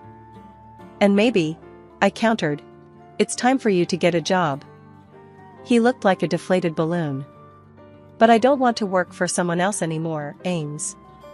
I want to be the boss." His words caught me off guard. The boss of what? An empire, he declared dramatically. My own company. I raised an eyebrow. Right. And what kind of empire exactly? He shrugged. Something creative. Like, design? Interior design maybe. The idea wasn't bad. Ethan did have a good eye for style, always rearranging furniture and picking out cool throw pillows. Alright, I said, a slow smile spreading across my face. Let's do it. I hired the best consultants, helped him with the business plan, and even fronted him the initial investment. It was a risk, but I believed in him, maybe a little too much. The interior design firm took off faster than we expected. Ethan, surprisingly, turned out to be a natural at managing projects and charming clients. But his newfound success seemed to change him. He started coming home later, smelling of expensive cologne and sporting designer clothes. The cracks in our perfect picture were starting to show. But I was too busy building his dream to notice them. 3 years. Ethan's design firm had rocketed, fueled by his newfound business savvy and a carefully cultivated image. Today, we were in a bustling international business exhibition, the air thick with ambition and the clinking of deals. Ethan's latest project, a sleek, minimalist furniture line aimed at the luxury market, took center stage. I stood by his side, a silent supporter in his carefully crafted narrative. My contributions, the sleepless nights spent brainstorming concepts and the meticulous planning that went into launching the firm, had faded into the background. A voice sliced through the cacophony. Amelia. No way. Turning, I saw a familiar face, Mark, a classmate from high school, who'd always been a bit in awe of me. Now, his grin was confident, his suit tailored to perfection. Mark. Wow, small world, I said, surprised. What are you doing here? He puffed out his chest, adjusting his designer suit. Big things, Ames. My firm's presenting our latest line too, sustainable furniture made from recycled materials. Pretty cool, huh? We chatted for a while, catching up on lost years. He seemed genuinely impressed with Ethan's project. This stuff is slick, Amelia, he said, running his hand over a sleek armchair. You have a real eye for design. Actually, Mark, a voice cut in, Ethan appearing beside me. The credit goes to me. She's just here for moral support, buddy. This is my baby, all mine. My stomach churned. This wasn't the first time Ethan had downplayed my contributions, but the blatant lie stung like a fresh wound. Oh, Mark stammered, looking slightly embarrassed. Well, congrats then, Ethan. It's really impressive stuff. The conversation fizzled out, leaving a hollow ache in my chest. Before I could say another word, my immaculately dressed mother-in-law materialized beside us. Her smile, usually reserved for award shows and charity galas, held a hint of something else entirely. Ethan, darling, she cooed, showering him with praise. I always knew you had this in you. Such a natural talent. Then, her gaze shifted to me, her smile turning tight. Leaning in, she spoke in a low voice dripping with venom. And Amelia, she purred, a successful businessman like him deserves a wife who reflects his achievements. Someone more beautiful, more stylish, wouldn't you say? The air hung heavy with her words. My grip tightened on my purse, the polished leather digging into my palm. With a curt nod, I excused myself and moved deeper into the exhibition hall. Talking to enthusiastic visitors about Ethan's project felt like a betrayal, yet the sting of my mother-in-law's words fueled a growing ember of rebellion within me. The adrenaline rush from the exhibition wore off the second we stepped into the opulent hotel lobby. Mark was there again, another unexpected meeting. A wide grin stretched across his face when our eyes met. Amelia, he boomed, extending a hand. Catch you at the exhibition, didn't think I'd see you so soon. Up for a coffee and some reminiscing? I'd love to, I said, then glanced at Ethan, bracing myself for a fight. To my surprise, he just shrugged, his expression unreadable. Sure, Ames. Go ahead. I'm beat. I'll head up to the room. Surprised, I exchanged a hesitant look with Mark. You okay with this? Won't my super successful husband get jealous of his ex-classmate stealing his wife away? I teased, trying to gauge his reaction. He chuckled, a hollow sound that didn't reach his eyes. Nah, go have fun. We'll chat later. With a lingering unease, I followed Mark out of the lobby. We found a quiet corner table in a nearby cafe and spent the next hour catching up. The conversation flowed easily, leaving me oddly relaxed. Back at the hotel, the luxurious suite door swung open before I could even reach for my keycard. Ethan's voice, dripping with venom, filled the room. Honestly, Mom, he ranted, unaware of my presence, I can't take it anymore. Living with her, it's unbearable. Haven't touched her in months. My blood ran cold. My own husband, the man who'd vowed to love and cherish me, was talking about me like I was some kind of disease. I know, darling. Cooed a voice, his mother's, laced with false sympathy. But you have to be patient. The plan is working. A plan? What plan? My mind reeled, piecing together fragments of their conversation. That stupid interview almost ruined everything, Ethan continued, pacing the room. That's the girl from Hawaii, isn't it? The one with all that dough? Why did I ever tell you? The pieces clicked into place. The interview I'd done promoting sustainable design, they must have seen it and realized I wasn't some struggling artist, but someone with money. Greed, not love, was the foundation of our marriage. They'd used Ethan to snag a wealthy wife. Their voices dropped to a conspiratorial whisper. My breath caught in my throat. They were talking about divorce. But not a clean break, a messy, scandalous one. They planned to frame me for infidelity, giving them leverage for a huge payout. Suddenly, Ethan's earlier behavior made sense. Leaving me alone with Mark at the lobby, hoping to manufacture some kind of incriminating evidence. The realization filled me with a cold fury. Taking a deep, cleansing breath, I stepped into the room, my voice cutting through their hushed conversation. Ready to file those divorce papers, Ethan? I asked, my voice calmer than I felt. They both spun around, faces etched with shock. Ethan opened his mouth to speak, but I cut him off. Save it, I said, my gaze unwavering. You're free, Ethan. Absolutely free. The taxi ride to the airport was a blur of adrenaline and newfound resolve. My phone buzzed in my purse, it was Ethan. Ignoring the call, I used the banking app to freeze our joint account. Let him explain that little maneuver to his mommy dearest. Back in my own house, the silence was deafening. The phone rang again. This time, I answered with a cool indifference. Amelia, what the hell did you do? Ethan sputtered on the other end. My cards are all blocked, and how am I supposed to pay for this damn presidential suite? Consider it an early termination fee, I said, my voice devoid of emotion. From now on, you're free of me and my money. Figure it out yourself.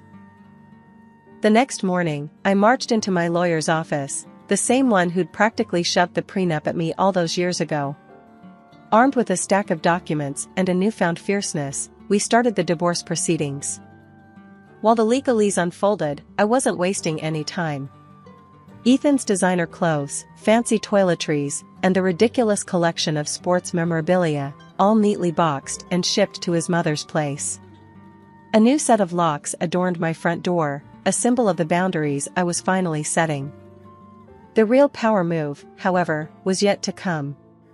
The design firm Ethan ran was actually mine. I called a company-wide meeting, my heart pounding a steady rhythm in my chest. Effective immediately, I announced, my voice firm and unwavering, Mr. Miller is no longer the director of this company. Later that evening, my phone rang again. It was Ethan, his voice laced with desperation.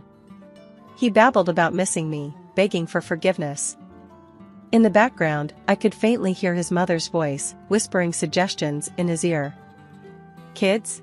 I scoffed. Seriously? You think that'll buy you back into my life?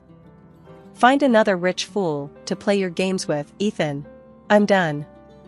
He stammered something about the car, the one he'd always claimed to love. "Bought with my money, honey," I said, a satisfied smile spreading across my face. "So consider it another perk of your short-lived marriage." Hanging up, a wave of exhilaration washed over me. I'd learned a harsh lesson, but one that would forever change me. The divorce was finalized swiftly, the prenup ensuring Ethan didn't get a dime. With a newfound lightness in my step, I reached out to Mark, my old classmate. We grabbed coffee, catching up like no time had passed. Maybe it wasn't love at first sight, but who knew where this new chapter might lead? Spring break that year, the gang, Maya, the firecracker with an infectious laugh, Ben, the perpetually broke artist with a heart of gold, and Sarah, the voice of reason who somehow kept us all tethered to reality, decided to go all out. We pooled our meager savings, raided every discount code we could find online, and ended up with a weekend yacht rental down at the coast. "Are you seriously telling me we're actually doing this?" I asked, squinting at the sleek white yacht bobbing in the marina. It felt surreal, like we'd stumbled into a movie set. "Yup," Maya grinned, her dark eyes sparkling with mischief. "Sun, sea, and enough questionable life choices to last a lifetime." The salty breeze whipped my hair into a frenzy as we set sail. The sun beat down mercilessly, turning my skin the color of a well-worn leather jacket. The rhythmic slap of waves against the hull was a soothing lullaby, punctuated by the raucous laughter of my friends as they tried to master the art of sailing. Docking at the yacht club for lunch, we were greeted by a scene straight out of a luxury magazine. Gleaming yachts lined the pier, their owners sipping cocktails under giant umbrellas. We, however, stuck out like sore thumbs in our mismatched beach wear and overflowing backpacks. Suddenly, a voice broke through the cacophony. "Lost, are you?" I turned to see him, a man with eyes that held the blue of the ocean and a smile that could melt glaciers. He was tall, tanned, and exuded an aura of effortless confidence that made my breath hitch. No," stammered Sarah, ever the social butterfly. "Just admiring the scenery." "Well, the best scenery is always out at sea," he said, his gaze settling on me. "My name's Anthony. You guys wouldn't happen to be looking for an adventure, would you?" A slow smile crept across my face. "Adventure?" I echoed, raising an eyebrow at Maya, who shrugged mischievously. "Maybe. What kind of adventure did you have in mind? How about I take you all for a spin?" Anthony gestured towards his own yacht, even bigger and more luxurious than the others around us. "My treat." I exchanged another glance with Maya. "We can't exactly just." "Come on, Kylie," Ben chimed in, his artist's eyes gleaming with excitement. "When are we ever going to get another chance to sail on a yacht like that?" "Yeah," Maya added, nudging me with her elbow. "Live a little, right?" Anthony chuckled. "Exactly. So, what do you say?" Hesitation flickered across me, this whole situation felt too good to be true. But then I looked at my friends, their faces brimming with anticipation, and the accountant in me took a back seat to the thrill seeker. "All right," I said, a grin spreading across my face. "Let's do it." Stepping onto Anthony's yacht was like entering another world. Plush carpeting, gleaming mahogany furniture, and a stocked bar that could rival any high-end restaurant, it was the kind of luxury I'd only ever seen in magazines. "Wow," I breathed, taking it all in. "Welcome aboard," Anthony said, offering me his hand. His touch sent a jolt through me, a spark that had nothing to do with the borrowed life raft vest strapped to my chest. The rest of the weekend felt like a dream. We snorkeled in crystal-clear waters, kayaked through secluded coves, and spent evenings sprawled on the deck under a sky thick with stars. Anthony and I spent most of the time together, talking about everything and nothing. He was funny, intelligent, and surprisingly down-to-earth, despite his obvious wealth. By the time we reluctantly disembarked at the end of the weekend, we were both sporting impressive tans and a connection that went deeper than just sun-kissed skin. We exchanged numbers, promising to stay in touch, and a small part of me wondered if this was the end of our fairy tale. But fate, it seemed, had other plans. A few days later, Anthony called, inviting me to a quaint little cafe he knew. We spent hours lost in conversation, and by the end of the night, it was clear that the spark we'd shared on the yacht had only grown stronger. We started dating soon after, and it felt like everything fell into place. Anthony treated me like a queen, showering me with affection and introducing me to a world I'd never known existed. Fine dining, weekend getaways, and even a surprise hot air balloon ride, he pulled out all the stops. A year later, while on a romantic weekend in Paris, Anthony got down on one knee, a dazzling diamond ring glinting in the candlelight. "Kylie," he said, his voice thick with emotion, "will you marry me?" Tears welled up in my eyes. "Yes," I whispered, the word a burst of joy and disbelief. Meeting his mother, Eleanor, was a different story altogether. A tall, imposing woman with an icy stare that could curdle milk, she surveyed me from head to toe the moment I stepped through the door of their mansion. "So, you're the one who captured Anthony's heart," she said, her tone laced with something that felt suspiciously like disdain. "It's nice to meet you, Mrs. Davenport," I replied, trying to project an air of confidence despite the butterflies fluttering in my stomach. The rest of the evening was a tense affair. Eleanor made subtle jabs about my background, read, not born with a silver spoon, and seemed determined to find fault with everything I did. Anthony, bless his heart, tried to bridge the gap, but the tension was thick enough to cut with a knife. Finally, as I was getting ready to leave, Eleanor pulled me aside. "Look, Kylie," she said, her voice surprisingly low. "I may not be thrilled about your social standing. But Anthony loves you, and that's all that matters. Just don't disappoint him." The eyes were barely dry before Anthony announced, with a mischievous glint in his eyes, "There's a little surprise waiting for you at the company, Mrs. Davenport." Eleanor's perfectly arched eyebrow shot up. "A surprise, you say?" Her voice held a hint of suspicion, a quality I was becoming increasingly familiar with. "Just a little something to keep Kylie busy," Anthony reassured her, squeezing my hand. My heart hammered a frantic rhythm against my ribs. What surprise? The surprise turned out to be a corner office overlooking the bustling city skyline and a shiny new title, assistant accountant. Eleanor Davenport Industries, a steel and concrete empire built from scratch by the formidable woman herself, was now my workplace. Working alongside Anthony was a dream come true. We exchanged stolen glances and whispered jokes during meetings, a secret language only we understood. But navigating the minefield that was Eleanor's presence was a whole other story. Our interactions were limited to clipped greetings and terse exchanges during family dinners. It was a tense ballet of forced smiles and polite conversation, punctuated by Anthony's booming laughter as he tried, mostly in vain, to lighten the mood. Years flew by in a blur of board meetings, quarterly reports, and the gnawing ache of an unfulfilled dream. Getting pregnant, it seemed, wasn't as simple as the sappy romance novels I devoured in college. Doctor visits became a routine, each negative pregnancy test a tiny punch to the gut. Anthony remained a rock, his love unwavering, but I saw the flicker of disappointment cloud his eyes sometimes. I buried myself in work, pouring my energy into the company. Eleanor, surprisingly, didn't seem to mind. In fact, she'd occasionally toss a compliment my way, acknowledging a well-structured report or a particularly insightful suggestion. It was a small victory, a grudging acceptance of my abilities, but a victory nonetheless. One evening, after a particularly grueling board meeting, Eleanor caught me packing up my briefcase. "You're good at your job, Kylie," Eleanor began, her voice devoid of its usual frostiness. "Damn good, actually."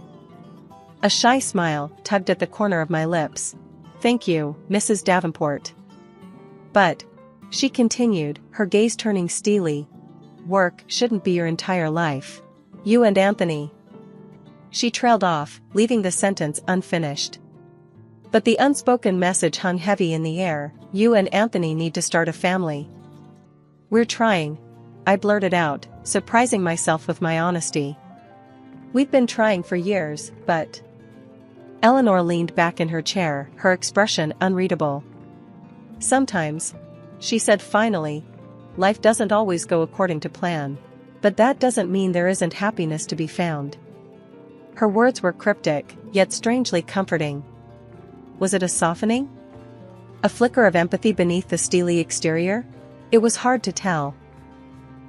At one of the family dinners at Eleanor's house, Anthony strutted into the kitchen, a triumphant grin plastered on his face. "Guess who just hired the most stunning secretary the company's ever seen?" he announced, wrapping his arm around me in a hug that felt more performative than usual. I stifled a sigh. Anthony had a way of making even the most mundane announcements sound like earth-shattering news. "Really?" I managed, forcing a smile. "Who is she?" "Tiffany," he said, his voice dropping a seductive octave. Blonde hair, legs that go on for miles, and a smile that could melt glaciers. Eleanor, who had been engrossed in the financial section of the newspaper, finally lowered it with a sigh. "New secretary, huh?" she said, her gaze sharp as a hawk's. "Yeah," Anthony beamed. "Think she'll liven up the place a bit, don't you?" "Let's just hope she can handle a phone and a keyboard," I muttered under my breath. The remark slipped out before I could stop it. Anthony's grin faltered, and a flicker of annoyance crossed his face. "Come on, Kylie," he said, his voice laced with a playful jab. "Don't be jealous, because the new girl has legs that could go all the way to next Tuesday." Heat flooded my cheeks. Jealous? Honestly, the thought hadn't even crossed my mind. I was more concerned about Anthony's hiring practices than threatened by some clueless blonde bombshell. But before I could retort, Eleanor slammed her newspaper down on the table, the sound echoing through the opulent dining room. "Jealous?" she boomed, her voice laced with steel. "Kylie is your wife, and a damn good accountant at that. You'd do well to remember that. Looks fade, Anthony, but intelligence and loyalty? Those are qualities to treasure." My jaw dropped. Never in my wildest dreams did I imagine Eleanor coming to my defense like that. A flicker of warmth, a rare spark of something resembling approval, warmed her icy blue eyes. Anthony, still flustered, mumbled an apology. "Look, Kylie, I was just kidding around. Tiffany seems eager to learn, that's all." I wasn't quite convinced, but I decided not to push it any further. Eleanor's unexpected intervention had caught me off guard, but I couldn't deny it felt good to have her on my side, even for a fleeting moment. Months crawled by, and Tiffany, the so-called secretary, remained a thorn in my side. Her skirts seemed to get shorter with each passing week, clinging to her curves like a second skin. One particularly egregious day, she sashayed into the office wearing a blouse that wouldn't have looked out of place in a nightclub. "Honey," I couldn't help but mutter under my breath, "this is an office, not a peep show." Tiffany, of course, had to overhear. She stopped mid-twirl, a saccharine smile plastered on her face. "Oh, this old thing?" she cooed, batting her eyelashes at me. "Unlike some of us, I can actually pull off any style." It was infuriating. The way she sashayed around the office, her every movement calculated to draw attention, was like nails on a chalkboard. Worse, Anthony seemed completely oblivious, or worse, encouraging it. The final straw came one evening when Anthony, reeking of cologne that wasn't mine, announced he was dropping Tiffany off at home since she missed her bus. "Maybe I should take a cab home more often," I said, my voice surprisingly calm. "Since you seem to be so busy these days." Anthony's face flushed. "That's not what I meant," he stammered. "Look, it's nothing. Just a ride home. No big deal." But it was a big deal.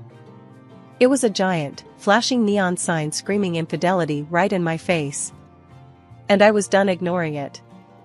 The walk home felt like an eternity.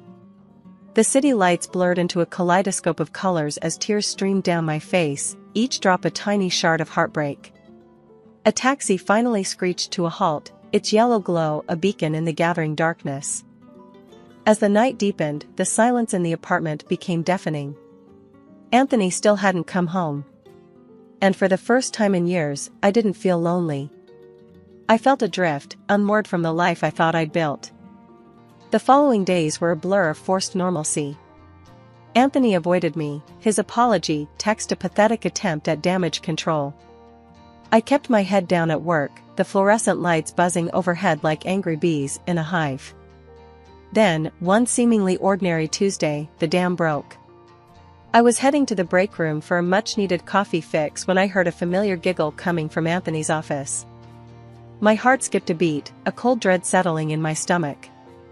Without a second thought, I threw open the door, the sight that greeted me making the blood drain from my face. Anthony was sprawled on the couch, his tie askew, his face flushed. Tiffany, her skirt hiked up to a point of no return, straightened her blouse with a smirk that could curdle milk. "Well," I said, my voice surprisingly calm, the coldness in it sharper than a glacier.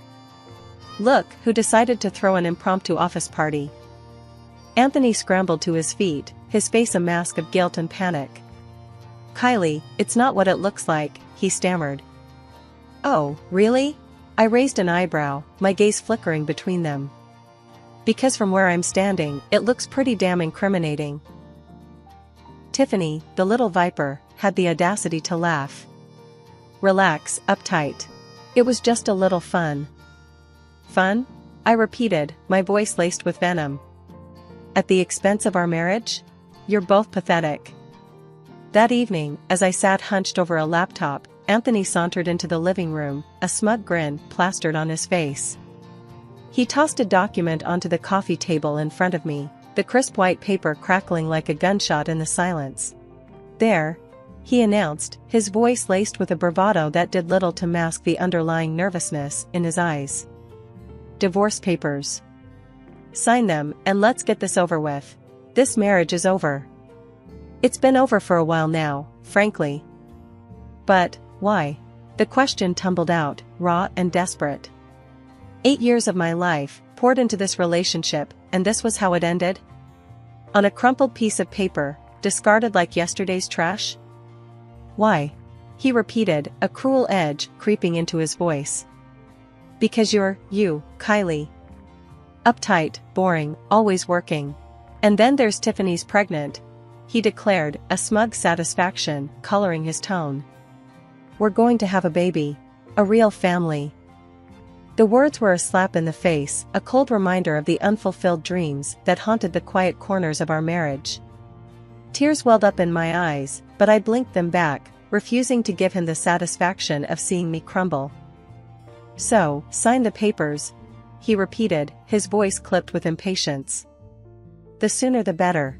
Frankly, you just annoy me." Annoy him? After all these years, all I was an annoyance? A bitter laugh escaped my lips, a harsh, humorless sound that echoed in the sterile silence of the room. "Get out," I said, my voice surprisingly steady. "Just get out of my sight." Anthony hesitated for a moment, a flicker of something like surprise crossing his face. Then, with a shrug, he turned and headed for the bedroom. Moments later, the rumble of a suitcase being dragged across the floor filled the apartment. He emerged a few minutes later, a duffel bag slung over his shoulder. He didn't look at me, didn't even offer a goodbye. He simply opened the door, stepped out, and slammed it shut behind him with a finality that sent a tremor through the room. Tears finally spilled down my cheeks, hot and unchecked. I crumpled onto the couch, the weight of his betrayal a physical ache in my chest. After a while, I stumbled to my feet and picked up the divorce papers, my gaze blurring over the legalese. Suddenly, the urge to fight, to not go down without a battle, surged through me. But who could I turn to?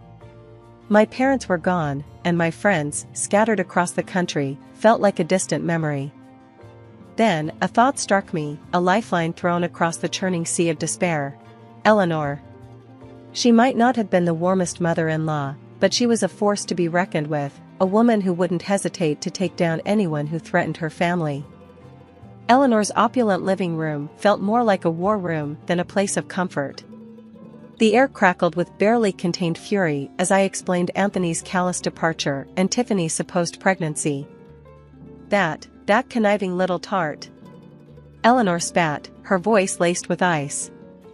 "And Anthony? The spineless worm. Leaving you for a. She trailed off, searching for an insult that could adequately express her disgust. For someone like her.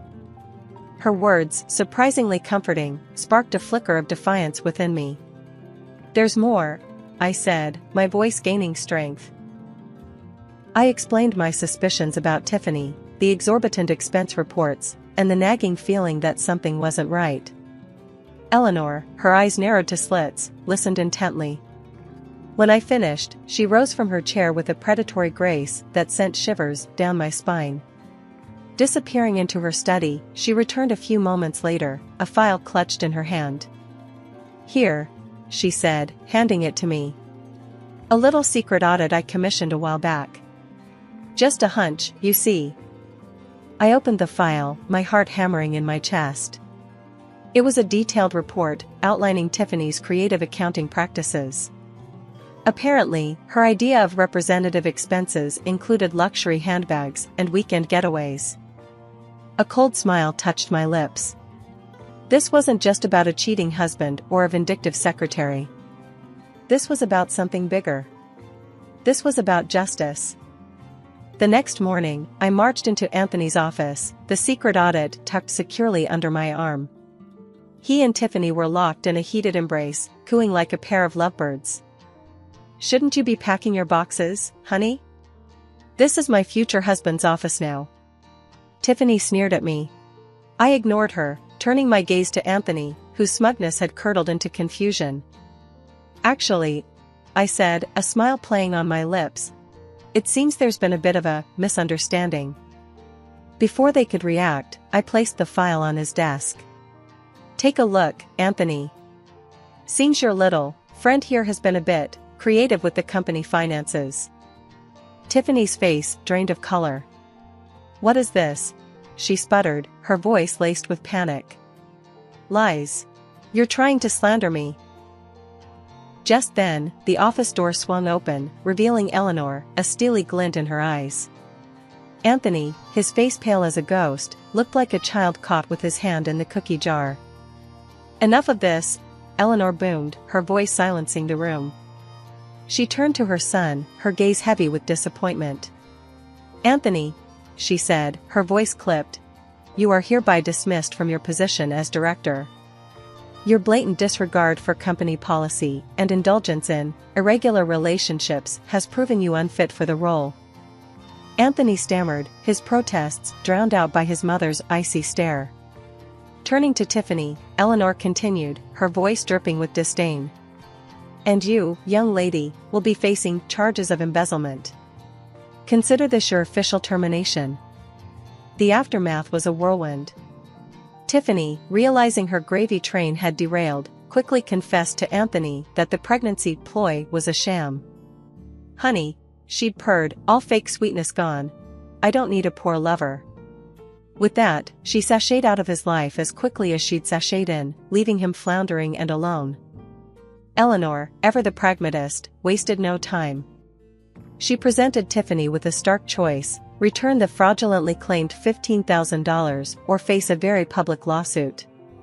Tiffany, with her dreams of extravagance evaporating, chose the former, coughing up the money with a defeated whimper. Needless to say, she was no longer employed by Davenport Industries. As for Anthony, well, let's just say his fall from grace was spectacular. Fired from his position as director, his access to his mother's lavish lifestyle, the fancy cars, the yacht, was swiftly revoked. The divorce proceedings were swift and, thanks to a very good lawyer, financially beneficial for me. Part of me, a bruised and battered part, wanted nothing more than to walk away from Davenport Industries, to leave the memories, and Anthony, behind. But Eleanor surprised me again. Pulling me aside after a particularly grueling board meeting, she looked at me with a newfound respect in her eyes. Kylie, she said, her voice softer than I'd ever heard. This company needs a steady hand. Someone who understands the business, someone with integrity. Someone like you. There was a beat of silence, then I took a deep breath. All right, I said, a newfound determination filling my voice. Let's do this.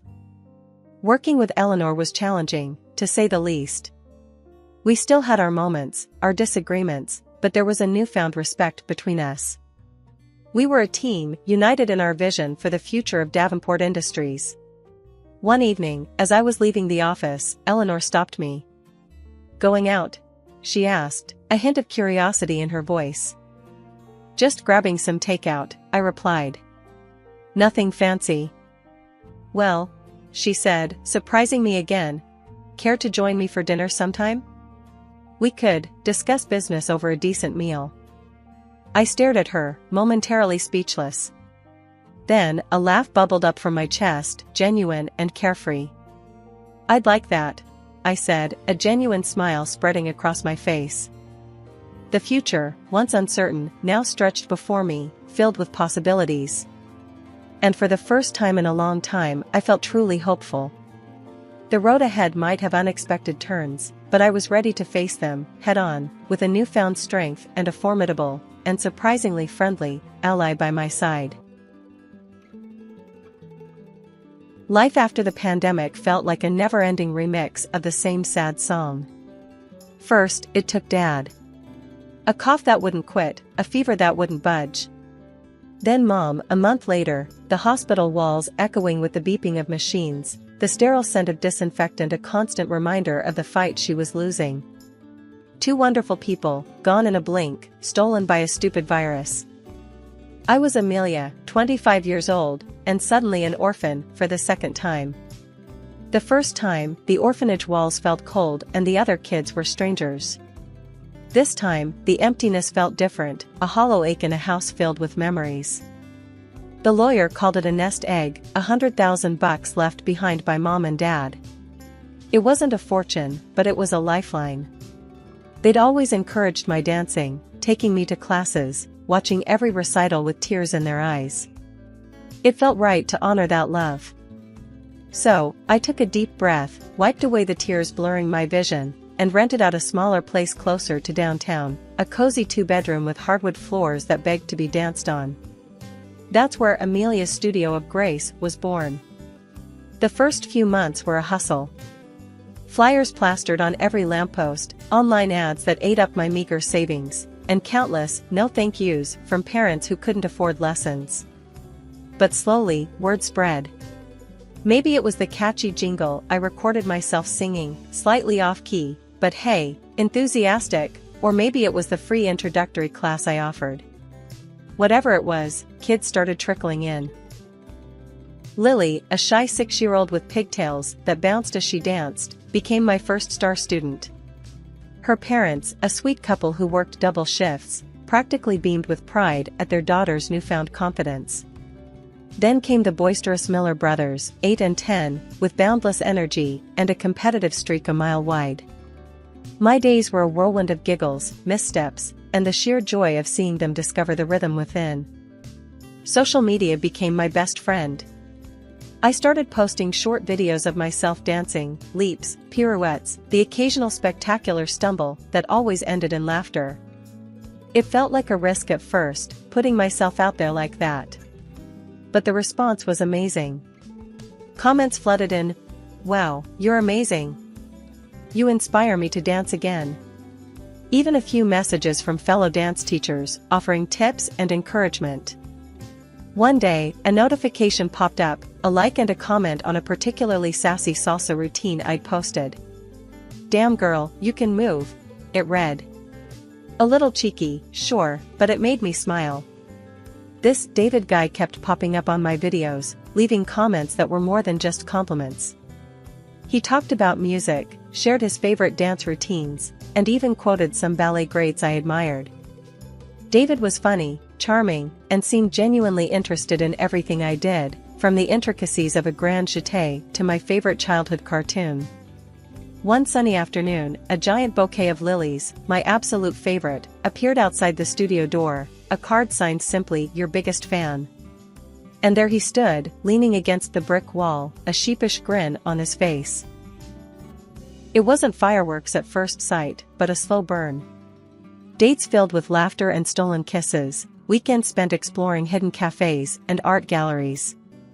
A year later, we were saying I do under a canopy of white roses, surrounded by friends and family. Moving into David's apartment was supposed to be the next chapter, a fresh start, a real family, as he called it. His mom, Beatrice, lived downstairs, a tiny, energetic woman with a smile that could light up a room.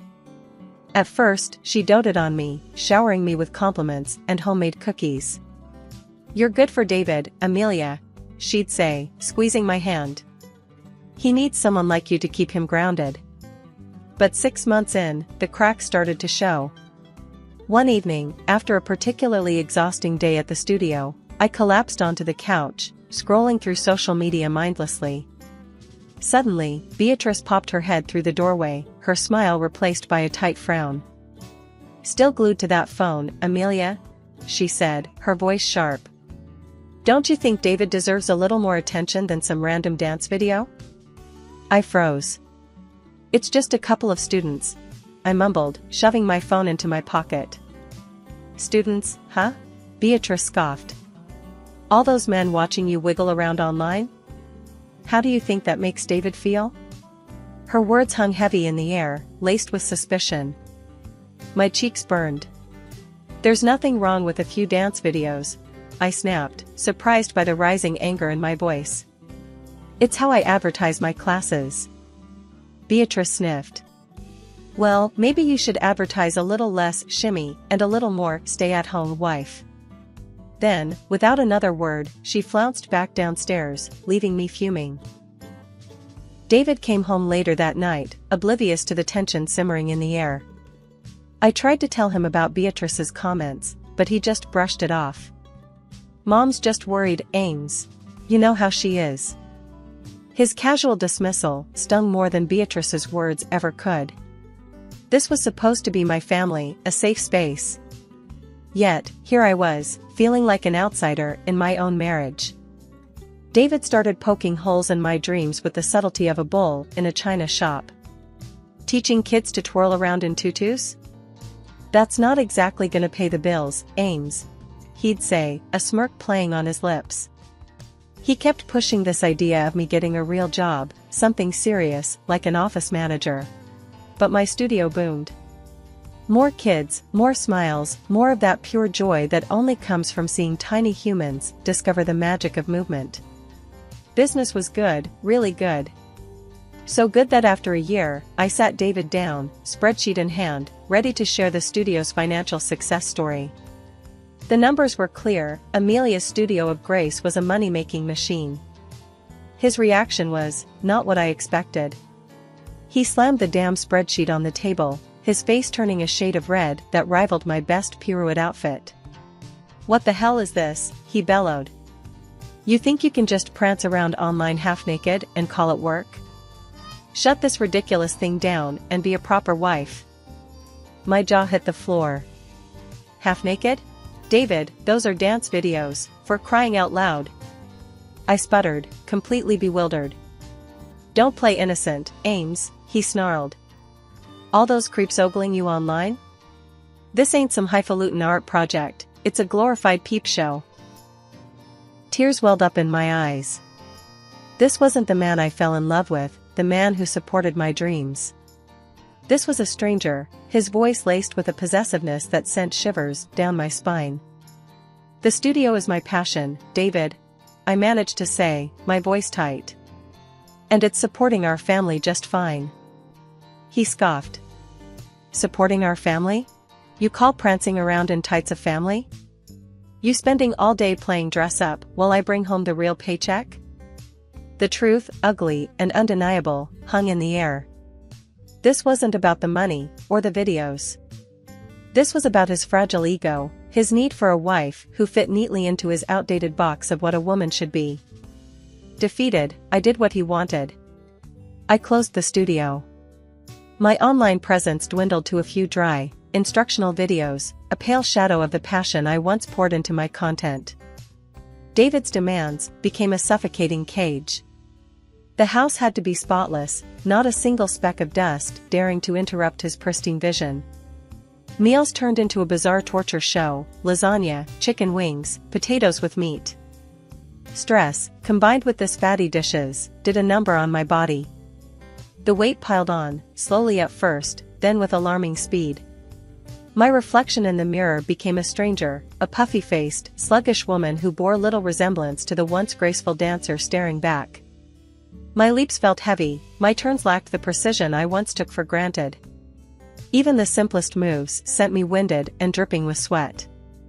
Shooting dance videos became a humiliating exercise. David would hover behind the camera, his cruel laughter echoing as I stumbled through a routine, my body betraying my every desire. "Look at those rolls jiggling, Ames. Maybe you should call this video Dancing Hippo." But the worst part wasn't the weight itself, it was the way David used it as a weapon. Fat cow. Useless lump. These became his daily greetings, laced with a sickening smugness. When I suggested seeing a nutritionist, he scoffed. "You think a few kale chips will make all those creepy guys online forget about your jiggle factor?" One evening, as I shuffled through the kitchen, David stopped me, his eyes raking over my body with undisguised disgust. "You know, Ames," he drawled, "it's no wonder your real parents dumped you. Look at you now, a fat, washed-up nobody. Who else would put up with you?" His words hung in the air, a venomous snake coiling around my heart. As if David's relentless digs weren't enough, Beatrice decided to add her own brand of misery to the mix. One afternoon, while David was at work, she barged into the house, a self-satisfied smirk plastered on her face. "So, Amelia," she chirped, her voice dripping with fake sweetness, "when are you going to bless David with some kids? TikTok, you know, biological clock and all that." I gritted my teeth. The mere thought of bringing a child into this toxic environment sent chills down my spine. Having kids had always been a dream, but not with David, not like this. A child deserved a loving, supportive home, not a pressure cooker of negativity and control. "We'll talk about it, Beatrice," I mumbled, forcing a smile. She narrowed her eyes, the smile evaporating. "Talk about it? Amelia, David needs an heir. This apartment isn't going to stay empty forever, you know." Her words were laced with a possessiveness that made me want to scream. This wasn't about giving David a child, this was about securing her hold on the family, about ensuring I remained trapped. The decision to take birth control was one of the few things I did for myself in that suffocating time. David, predictably, wasn't happy when his nightly prodding, as he charmingly called it, failed to produce the desired result. The already strained relationship between us dipped further into icy silence. One evening, as I sat on the couch, he stomped into the living room, a dark cloud hanging over him. "What's the deal, Ames?" he barked. "You acting like a friggin' nun lately? Is there something wrong with you?" I met his gaze, a newfound steely resolve settling in my gut. "There's nothing wrong with me, David," I said, my voice surprisingly calm. "Except maybe being stuck in this loveless marriage." His face contorted in rage. "Loveless? Don't you dare pull that crap. Who put a roof over your head, huh? Who feeds you?" His voice rose with each question, his face turning a dangerous shade of red. I stood up, my reflection in the TV's glossy screen showing a woman I barely recognized, the spark of defiance back in her eyes. "You may provide the roof, David," I said, my voice surprisingly steady. "But you stole my happiness. You stole my dreams." He lunged towards me, but I sidestepped him, my newfound awareness of my body surprising even me. "Don't touch me," I spat, my voice laced with a scrap of pride. My body, burdened by the extra weight and constant stress, started rebelling. I'd wake up feeling like I'd wrestled a grizzly bear in my sleep, a dull ache throbbing behind my eyes that wouldn't budge. Simple tasks like cleaning or cooking became monumental efforts, leaving me breathless and yearning for the comfort of the couch. Of course, David had no sympathy. My pleas for a break, a doctor's visit, were met with derision. "Quit your whining, Ames," he'd growl. "A little fatigue won't kill you. Just get your chores done." One evening, the world began to spin. I was making dinner, chopping vegetables with hands that felt numb and clumsy. The room tilted, the fluorescent kitchen light turning into a blinding starburst. My vision blurred, the rhythmic thud of the knife hitting the cutting board replaced by a dull roar in my ears. The next thing I knew, the cold tile floor greeted my cheek, the metallic tang of blood filling my mouth. A harsh voice cut through the fog clouding my mind. "Get the hell up, Amelia. Dinner's getting cold." It was David, his face contorted in a mask of fury. He grabbed my legs, shaking them roughly. "Stop playing dead and get me some food." Pain lanced through my head, a searing counterpoint to the dizziness threatening to pull me back under. "I can't." I tried to speak, but all that came out was a weak moan. The world faded again, the darkness this time a welcome embrace. Consciousness flickered back like a faulty light bulb. The sterile white walls swam in and out of focus, the rhythmic beep of a machine the only sound breaking the silence. This wasn't my apartment. Panic clawed at my throat, a dry rasp escaping my lips. "Easy there, dear," a soothing voice cooed beside me. A kind-faced nurse hovered nearby, her touch gentle as she checked my vitals. "You're safe now. You're at mercy, General." "What happened?" My voice emerged dry and weak. The events of the kitchen swirled in my head, the dizziness, the cold floor, David's angry face. Pieces of the puzzle started falling into place. "You fainted," the nurse explained. "Your husband brought you in. He seemed pretty agitated, demanding we get you back on your feet quick. The doctor will be in to see you shortly." A microinfarction. The doctor's words echoed in my mind, a stark warning. He'd painted a grim picture: continued stress, the unhealthy lifestyle, it could all lead to something much worse, paralysis. The threat struck a chord deep within me. Paralysis. The image of myself, trapped, helpless, filled me with a primal fear. Lying in that sterile bed, a new resolve solidified. Change. I needed to change. For my health, for my sanity, for the life I still craved. The next morning, the rhythmic beeping of the machines was replaced by a knock on the door. A jolt of fear shot through me, but it was quickly replaced by surprise as two uniformed officers entered the room. "Mrs. Amelia Jones?" The taller officer, a woman with a kind but firm face, inquired. "Yes, that's me," I croaked, my voice still recovering. "We're Officers Ramirez and Lee." The other officer, a man with a no-nonsense air, introduced themselves. "The doctors informed us about the bruises on your arms and legs, Mrs. Jones." Tears welled up in my eyes, threatening to spill over. Taking a deep breath, I nodded. It's my husband," I confessed, my voice thick with emotion. The officers exchanged a look.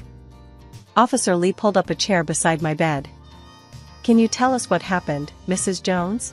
he asked, his voice calm and reassuring. And so I did. I recounted the details of my life with David, the emotional abuse, the constant belittlement, and finally, the violence that led to my collapse. Their faces, initially neutral, hardened with anger as I spoke. For the first time in a long time, I didn't feel alone. The day of my discharge from the hospital was bittersweet. The house, a small inheritance from my parents, had been gathering dust while I'd been trapped in my marriage. But as I walked through the door, sunlight streaming through the windows, it felt like a new beginning. The initial euphoria, however, was short-lived. My phone would buzz with unknown numbers, a chilling voice spewing threats and insults. "You think you can just run away, Amelia?" A voice snarled down the phone one evening. "I'll find you. You'll come crawling back to me, begging for forgiveness." It was David. My heart hammered against my ribs, fear threatening to consume me. But then, a surge of anger replaced the fear. I wouldn't let him win.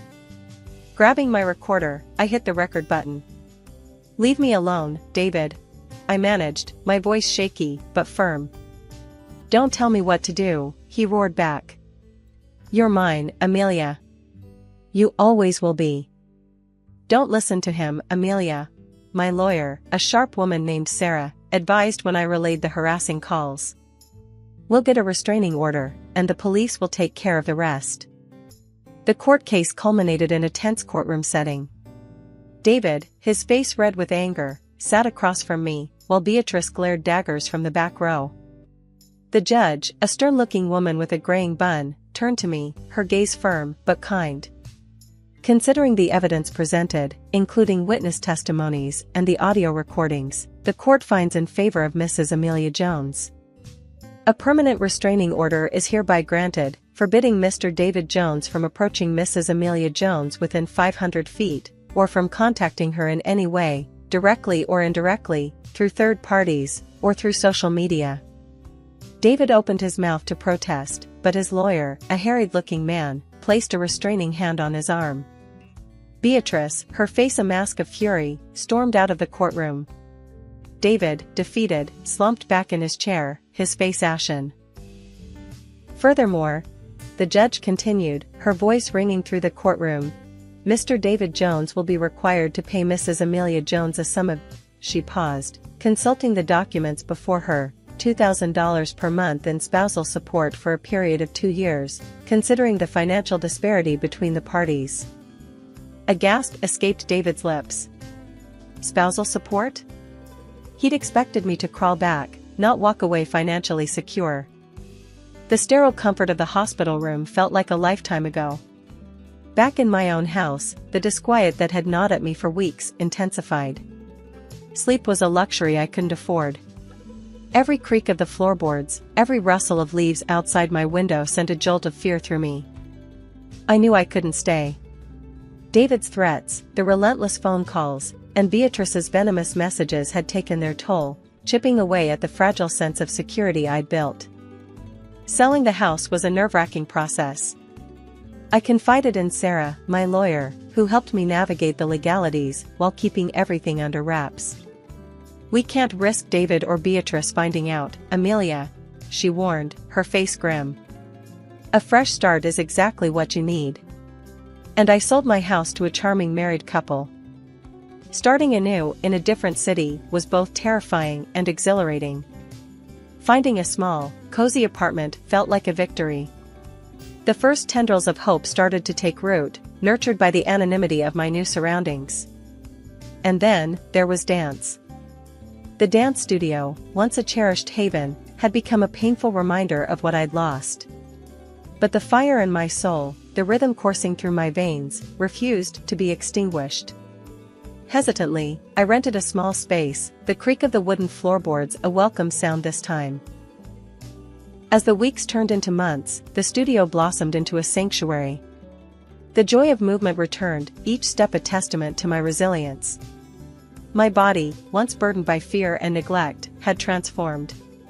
The weight I'd lost wasn't just physical, it was the shedding of a life that no longer served me. One evening, as I was finalizing the schedule for upcoming classes, the shrill ring of the phone pierced the quiet. My heart hammered against my ribs as an unknown number flashed on the screen. With a deep breath, I answered. Amelia? The voice on the other end was laced with venom, instantly recognizable. It's David. A wave of nausea washed over me, but I forced my voice to stay steady. What do you want? You know what I want, he snarled. You come crawling back, begging for forgiveness, or I'll burn this whole damn place to the ground. A strangled cry escaped my lips.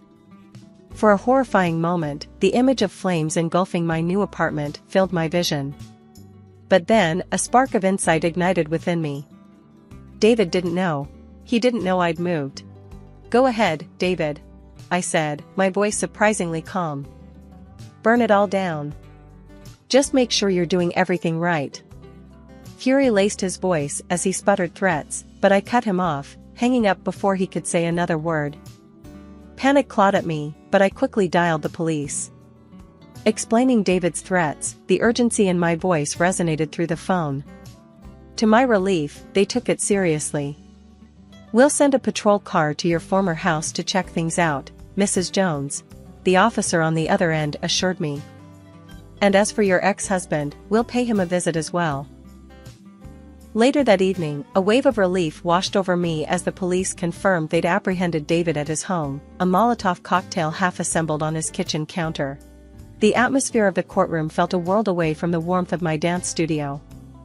David sat across the room, a caged animal, his eyes flickering with a mix of defiance and fear. Beatrice hovered outside the courtroom, her once perfectly coiffed hair a mess, her designer suit hanging limply off her gaunt frame. She caught me outside the bathroom, her voice a desperate rasp. "Amelia, please," she pleaded, her eyes red-rimmed. "Think of David, of the family. Don't put him away." "Family?" I scoffed, that hurt a dull ache in my chest. The only family he ever cared about was the one he controlled. The prosecution presented a clear case: the Molotov cocktail found in David's kitchen, the threatening phone call, even a neighbor who'd seen David lurking around my old house the night before his arrest. As I took the stand, David's gaze burned into me, but I held it, my voice steady as I recounted the details of the call, the chilling threat of burning the whole damn place to the ground. The verdict was swift and merciless: 5 years behind bars. A flicker of satisfaction sparked within me, quickly replaced by a wave of relief. Justice, though delayed, had finally been served. My dance school blossomed. The small studio expanded, filled with the laughter and joy of movement. Looking at the faces of my students, their eyes alight with passion, a sense of completion washed over me. One evening, a notification popped up on my phone. An email from a prestigious dance company, requesting a collaboration. A wide smile stretched across my face. This was more than just a second chance, it was a new beginning, a melody, composed on my own terms. The stench of burnt rubber and disappointment filled the air as I glared at the lifeless hood of my car. It was supposed to be a quick dash, to meet a new client, not a roadside breakdown on a deserted highway. I sighed, pulling out my phone and dialing roadside assistance. The robotic voice on the other end promised a wait time of at least an hour. Just as frustration threatened to boil over, a beat-up pickup truck screeched to a halt behind me. A grease-stained hand emerged from the driver's side, followed by a man with a grin as wide as his overalls. "Car trouble, huh?" he drawled, his voice warm and friendly. "You could say that," I replied, a touch of exasperation in my voice. "Looks like I'm stuck here for a while. I'm Nellie." He chuckled. "Don't worry, ma'am. I'm Alex, and this here is my territory. Most likely fix you right up." He worked quickly, his movements efficient and practiced. As he replaced the battery, we fell into conversation. I learned about his auto repair shop, a local gem known for its honesty and fair prices. He, in turn, listened patiently as I explained the world of investment portfolios and stock markets. "Sounds complicated," he said with a scratch of his head. "All that fancy math and paper pushing. Gimme a good old wrench and a rusty engine any day. At least I can see what I'm working with, real things, not some numbers on a screen." I snorted. "Don't knock it till you try it, Alex. Investments are the future. They allow people to grow their wealth, secure their dreams." We continued to debate the merits of his wrenches versus my spreadsheets as he finished the job. By the time my car roared back to life, the sun was dipping below the horizon, painting the sky in hues of orange and purple. "Thanks, Alex," I said, shaking his hand, a warmth spreading through me that had nothing to do with the now functional engine. "Actually, I was wondering, maybe you'd like to grab a coffee sometime? Not to talk cars and investments, but just, to chat?" The surprise on his face quickly melted into a smile. "Coffee sounds good," he replied, scratching the back of his neck. "How about tomorrow morning? My treat, as a thank you for putting up with my greasy fingers on your fancy car." We exchanged numbers, and as I drove away, the setting sun felt a little brighter, the future a little less certain, but a whole lot more exciting. A year flew by in a whirlwind of greasy spoon dinners, late-night strategy sessions, and stolen kisses under starlit skies. We married in a simple ceremony, surrounded by close friends and the slightly bewildered gazes of Alex's family. His parents were kind, old-fashioned folks, but his sister, Sarah, however, was a different story entirely. At 28, she was a permanent resident at their house, her days spent flitting between manicures and shopping sprees, funded entirely by her parents' generosity. The first few months of married life were a blissful blur. We settled into a cozy starter home near Alex's parents' place, a practical choice according to him. My dreams, however, stretched far beyond the picket fence. I envisioned a sprawling mansion, a testament to the financial empire I was building, complete with a gleaming basketball court for the future mini-me's I yearned for. Sunday dinners at Alex's parents' house were an exercise in forced cheer. Sarah, draped in the latest designer outfit and sporting a fresh manicure, would regale us with tales of her weekend getaway to some exotic locale. Her parents beamed with pride, oblivious to the growing strain on their finances. One particularly tense Sunday, after Sarah had announced her plans for a month-long European cruise, Alex's dad, a kind-faced man named Henry, cleared his throat and spoke hesitantly. "Alex, son," he began. "Since we retired, things have been a bit tighter than we expected. We were hoping." His voice trailed off, his eyes pleading. Alex, ever the dutiful son, immediately understood. "Sure, Dad. How much do you need?" My stomach lurched. Here we go again, I thought, bracing myself for another financial dance with Sarah's bottomless pit of needs. "Just a little help to get us through," Henry mumbled, avoiding my gaze. "Retirement ain't exactly what it's cracked up to be on a fixed income." "Don't worry, Dad," Alex said reassuringly, placing a hand on his shoulder. "We'll take care of it." Later that night, as we lay in bed, I couldn't hold back any longer. "Alex," I said softly, "how much are you giving them this time?" He sighed, running a hand through his hair. "Look, honey, it's family. They need a little help, that's all." "A little help every month adds up, Alex," I pointed out. "And what about Sarah's little European jaunt? Don't you think they might need that money more?" Alex bristled. "Don't you start with Sarah. It's none of your business how she spends her money."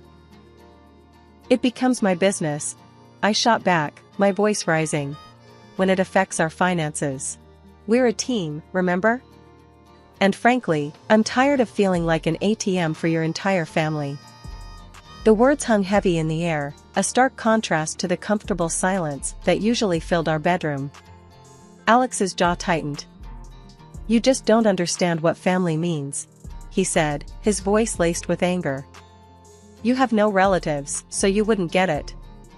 That hit me like a sucker punch. It was true, I didn't have any family. My parents had passed away when I was young, leaving me a small inheritance that I had used to put myself through college. But the lack of a family wasn't a choice I had made, and it certainly didn't make me any less capable of understanding loyalty and love. One Tuesday evening, the phone rang, shattering the fragile peace in our house. It was Sarah, her voice choked with sobs. "It's Dad," she stammered. "He's in the hospital. Cancer. They say it's bad." The world seemed to tilt on its axis.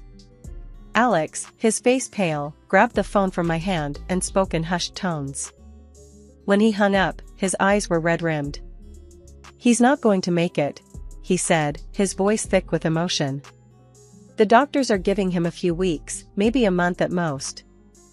The next few weeks were a blur of hospital visits, tear-filled goodbyes, and whispered promises.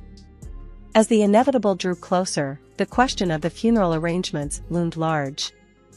One evening, Sarah, her eyes red and puffy, announced, "I've talked to the funeral home. It's going to be a bit expensive, but Dad deserves the best, right?"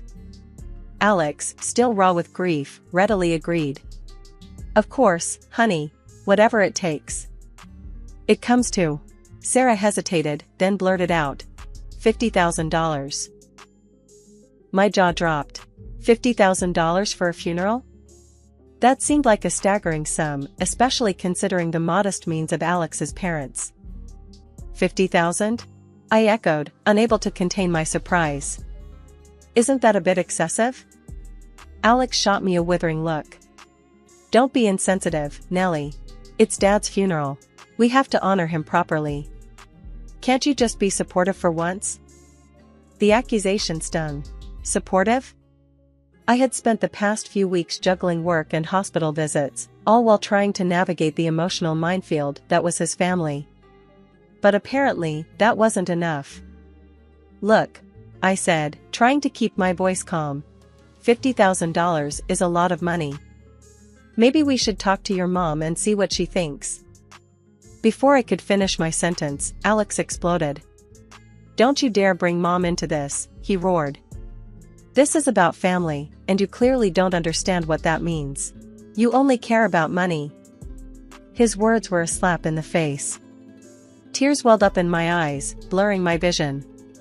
Here we were again, at the same impasse. My attempt at financial responsibility construed as greed, my concern for his family dismissed as cold-heartedness. The sting of defeat lingered long after I transferred the $25,000 to Alex. Swallowing my pride and doubts, I did it for us, for our future. Maybe, I naively hoped, this would be the olive branch that ended the fight and brought us back together. But Alex, it seemed, had other plans. That night, he packed a duffel bag, his face etched with a stony resolve. "Where are you going?" I asked, my voice barely a croak. "I need to be with Mom," he said curtly. "She's taking this really hard." "But what about us?" I pleaded, a desperate hope flickering in my chest. He didn't answer. Just a gruff goodbye and the slam of the front door, leaving me alone in the echoing silence of our once happy home. The next few days were a blur of tearful phone calls to Alex's mom, unanswered texts, and a gnawing emptiness that settled in my gut. Finally, I received a call from the funeral home, a reminder of the looming farewell. Wiping away a fresh wave of tears, I dressed in black, the weight of the unresolved conflict a heavy burden on my shoulders. Arriving at the funeral home, a cold dread slithered down my spine as I noticed the deserted parking lot and the closed doors. "Excuse me?" I stammered, approaching the receptionist, a kind-faced woman with weary eyes. "Yes, ma'am," she replied politely. "I'm here for the service of Mr. Henry Johnson?" I inquired, my voice trembling slightly. She consulted the ledger on her desk, her brow furrowing slightly. "The service for Mr. Johnson concluded yesterday, dear." The world seemed to tilt on its axis. "Yesterday? But My voice trailed off, confusion clouding my thoughts. "Alex didn't tell me." The woman offered a sympathetic smile. "Perhaps there was a misunderstanding. It was a simple cremation, as per the family's wishes." Cremation? The image of the extravagant funeral Sarah had described sent a jolt through me. $50,000 for a cremation? The pieces just weren't fitting. Anger, cold and sharp, began to replace the initial shock. Furious and confused, I stormed out of the funeral home, the receptionist's words echoing in my head. The betrayal gnawed at me, a bitter pill to swallow. Where was Alex? Why hadn't he told me? More importantly, where did all that money go? With a burning determination, I steered my car towards Alex's childhood home. Pulling into the driveway, I saw him emerging from his car, a glint of surprise flashing across his face. "Alex!" I shouted, flinging open the car door. "What is going on? Where did all this money go? And why wasn't I informed about the change in plans?" "You didn't care," he shot back, his voice laced with hurt and accusation. "You only think about money, never about family." The audacity of his words left me speechless. "Family?" I echoed, my voice dripping with sarcasm. "Since when does family lie and manipulate?" The anger simmered within me, threatening to boil over. Before I could unleash a torrent of accusations, Alex reached into his pocket and pulled out a piece of paper. It was a legal document, the stark black letters screaming at me, divorce papers. "You want a divorce?" I asked, the question catching in my throat. "I can't live with someone so indifferent," he stated, his jaw clenched. "You have your investments and stocks, but you have no heart. I put the house up for sale. We'll split the proceeds." His words felt like a physical blow. The life we had envisioned, the dreams we had shared, all dissolved in a single, acrimonious conversation.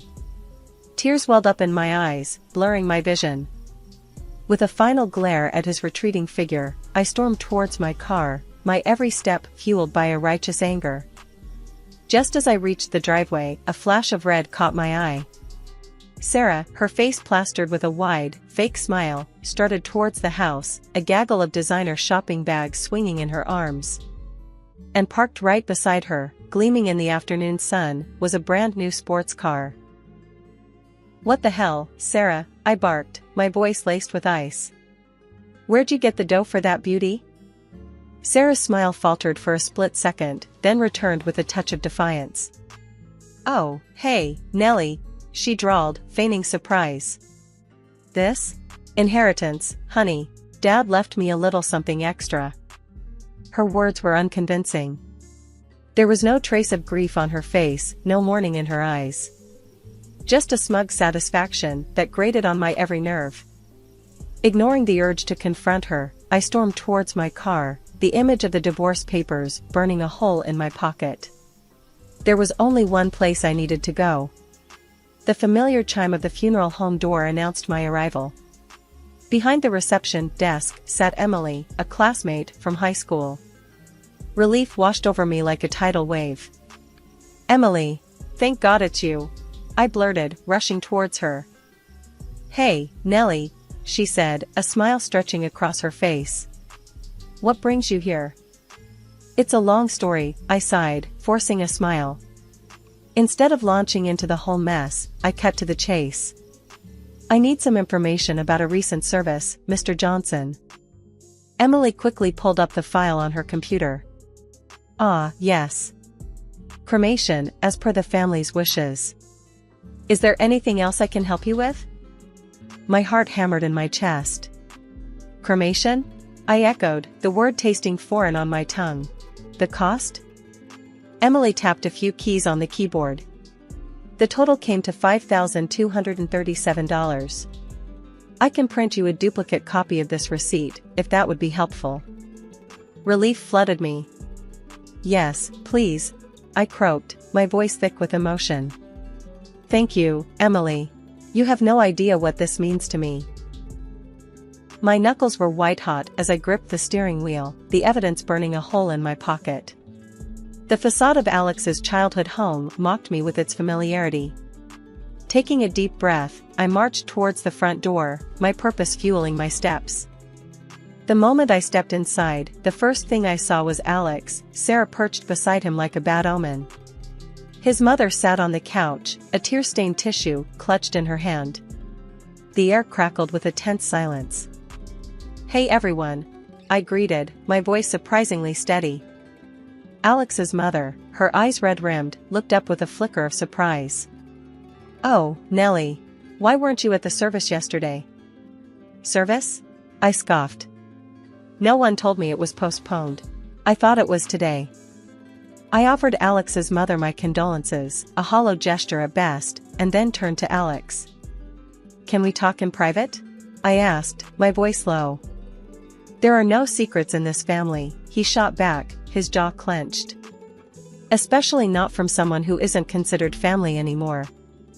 His words stung, but I refused to let him get under my skin. Reaching into my purse, I pulled out the check and slammed it on the coffee table in front of him.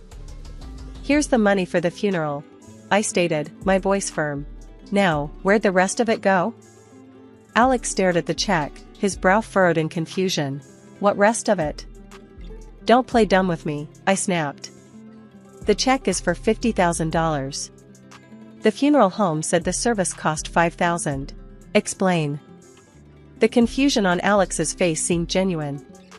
His eyes darted towards his sister, a silent question hanging in the air. "This is ridiculous," Sarah sputtered, jumping to her feet. "You just can't come in here throwing accusations around." But her outburst backfired.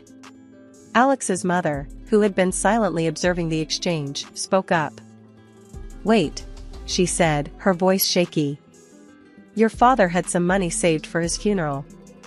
And I gave Sarah $10,000 to help with the arrangements." I did a quick mental calculation. 50,000 from us, plus 10,000 from you, Mom, that's $60,000.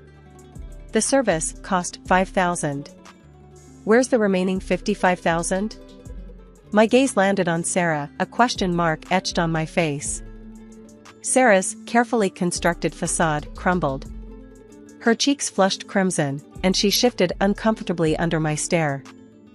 Finally, she mumbled, "Well, I just saw this amazing car, and I couldn't resist."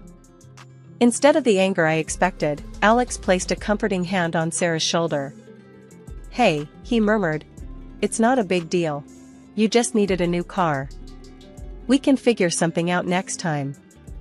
My blood ran cold. Not only had Sarah stolen the money, but Alex was condoning her actions? Did he not see the gravity of the situation? "Not a big deal?" I repeated, my voice laced with incredulity. "She stole money, Alex. From her own father's funeral fund." Alex glared at me, his voice icy. "You wouldn't understand, Nellie. You don't have family. You only care about money." His words hit me like a physical blow. The anger simmering inside me boiled over. I slammed the signed divorce papers in front of him. "Take them," I spat, my voice trembling with rage. "And then tell your precious sister to give me back my $25,000. Otherwise, I'll sue her for fraud." Alex opened his mouth to protest, but I held up a hand, silencing him. "You know what, Alex? Save it. There's nothing left to say." The weight of the past few days finally settled on my shoulders, a crushing burden. Tears welled up in my eyes, blurring my vision. But I blinked them back, refusing to crumble in front of them. 2 weeks flew by in a blur of paperwork and emotional turmoil. The house, once a symbol of our future, sat on the market. Then, one sunny afternoon, the doorbell rang. Opening the door, I was met with Sarah, a defiant glint in her eyes. "Here," she said, shoving a thick envelope into my hand. "Your precious money. Happy now?" Her smug demeanor ignited a flicker of anger within me. "Don't act like you're doing me a favor," I retorted. "That money was meant to honor your father's memory, not fuel your shopping sprees." She rolled her eyes, clearly unfazed by my words. "Whatever," she muttered, turning to leave. "Just don't come crying to me when you realize you're all alone and nobody loves you." The house eventually sold, and the money was split with Alex. The divorce became final, a clean break from a toxic past. Months passed, filled with new experiences and a newfound sense of freedom. Then, one day, the phone rang. The caller ID displayed Alex's number, a number I'd long since deleted from my memory. Hesitantly, I picked up. "Hello?" "Hey Nellie," came Alex's voice, laced with a desperation I hadn't heard before. "I need your help." "What kind of help?" I asked, already dreading the answer. "It's Sarah," he sighed. "She got into some serious debt, gambling debts, mostly. The creditors are after us, Nellie. They've already taken the house, the car repair shop." "What do you mean, us?" I clarified, my voice tight.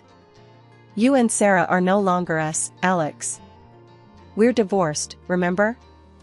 "Come on, Nellie," he pleaded. "Don't be like that. You have money, you can help us out. Besides, you're all alone anyway. No kids, no family, nobody needs you." His words felt like a slap in the face. All the progress I'd made, all the independence I'd built, dismissed in a single, insensitive sentence. Anger, hot and righteous, surged through me. "Nobody needs me?" I echoed, my voice low and dangerous. "Let me tell you something, Alex. I may not have a husband or kids, but I have friends, hobbies, and a life that doesn't revolve around cleaning up the messes of manipulative siblings. The answer is no, Alex. Absolutely not. And don't you ever call me again." With that, I slammed the phone down, the finality of the click echoing in my ears. There would be no second chances, no desperate pleas. I had built my own family, a family of friends, of experiences, of personal growth. And that, I realized, was more than enough. Years of experience had honed my intuition into a finely tuned instrument, and the melody it played was one of prosperity. The reward for my dedication? A sprawling new house on the city's fringe, a testament to my self-reliance and blooming independence. As I unwound on a plush chaise lounge, a cool glass of Sauvignon Blanc in hand, a wave of satisfaction washed over me. This was the life I had built, brick by brick, on the foundation of self-belief. The tranquility was broken by the insistent buzzing of my phone. An unknown number flickered on the screen. Usually, such calls were met with a dismissive silence, but a strange sense of unease gnawed at me. With a sigh, I swiped the answer button. "Hello?" I answered cautiously. A smooth, unfamiliar voice flowed through the receiver. "Is this Nellie?" My mind raced, searching for a connection to the voice. It held a hint of amusement, a touch of flirtation. "Yes, speaking," I replied, my voice regaining its usual confidence. "This is Michael," the voice continued, "from the gallery down on Elm Street. We met a few weeks ago at the opening, remember? The one with the abstract expressionist exhibit?" A memory flickered to life. The opening, the vibrant paintings, the man with the captivating smile and a passion for obscure French filmmakers. A smile tugged at the corner of my lips. "Michael, right. Of course, I remember." "Excellent," he chuckled. "Listen, I was wondering if you might be free for dinner this Friday? There's this new tapas place I've been dying to try, and—" "Sounds perfect," I replied, a genuine smile warming my voice. "What time should I pick you up?"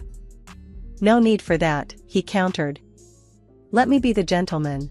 I'll swing by your place at 8. Looking forward to it, Nellie." The call ended, and I cradled the phone, a giddy feeling bubbling in my chest. Life wasn't just about financial success, it was about building connections, fostering new experiences. And as I gazed out at the breathtaking sunset, the future stretched before me, an open road brimming with endless possibilities, and a man named Michael waiting to share the journey. I'm Maria. My family is full of linguists, and languages were a big part of my life growing up. My mom and dad were both professors, always talking about the nuances of different languages at the dinner table. I guess it rubbed off on me because by the time I finished college, I could speak 5 languages fluently: English, Spanish, French, German, and Italian. I met David when I was still in college. He was in my circle of friends, and we clicked right away. David is tall, with dark hair and a kind smile that always made me feel at ease. He came from a wealthy family, which always seemed to be a point of stress for him. His parents, Mr. and Mrs. Anderson, were very clear about wanting him to join the family business as a financier, but David had other plans. David and I used to hang out a lot, sharing our dreams and frustrations. He would often vent about his parents' pressure. "Maria, I just can't see myself crunching numbers all day," he'd say, running a hand through his hair in frustration. "I want to work with animals, help them. That's what makes me happy." David secretly started volunteering at a local vet clinic, learning everything he could about animal care. He was so passionate about it, and I admired that about him. He was determined to make his dream come true, even if it meant going against his parents' wishes. "Maria, you should have seen this little puppy today. It was so scared, but once I calmed it down, it was all wagging tails and happy barks," he'd say, his face lighting up with joy. "That's amazing, David. You're doing something really special," I'd respond, genuinely happy for him. We were just friends, but I always felt a deep connection with David. We understood each other in a way that was rare.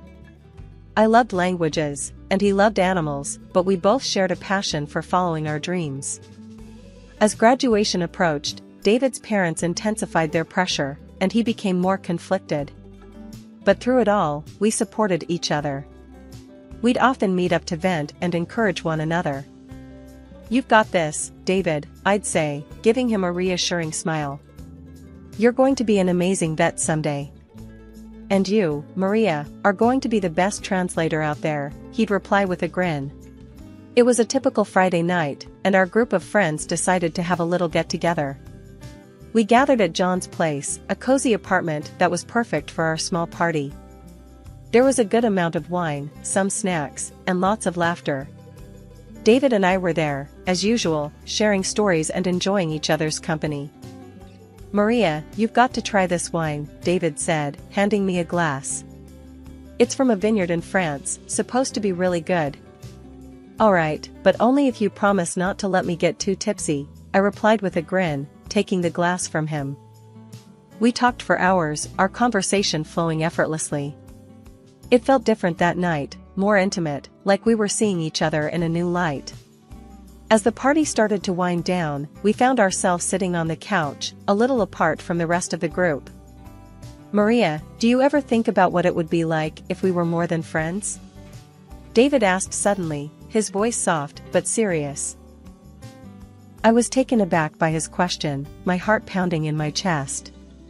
I've thought about it, David," I admitted, my voice barely above a whisper. Before I knew it, we were leaning in, and then our lips met in a gentle kiss. It was electric, like something out of a movie. We pulled back, staring at each other in shock and wonder. "Wow," David said, his voice shaky. "I didn't expect that." "Me neither," I replied, feeling a blush creep up my cheeks. "But I'm not complaining." We sat there for a moment, the air between us charged with a new kind of tension. It was like the room around us faded away, leaving just the two of us in our own little world. "Do you want to get out of here?" David asked, his eyes never leaving mine. I nodded, not trusting myself to speak. We quietly slipped out of the apartment, hand in hand, and made our way to his place. The walk there was filled with nervous laughter and stolen glances, both of us trying to process what had just happened. We went inside, and the next few hours were a blur of kisses, laughter, and whispered confessions. It was like we were finally allowing ourselves to feel what we had been holding back for so long. Everything felt right, like we were exactly where we were supposed to be. The next morning, I woke up in David's arms, feeling a mix of happiness and nervousness. I gently nudged him awake, needing to talk about what had happened. "David, wake up," I whispered, shaking his shoulder gently. He stirred, opening his eyes, and giving me a sleepy smile. "Good morning, beautiful," he said, his voice rough with sleep.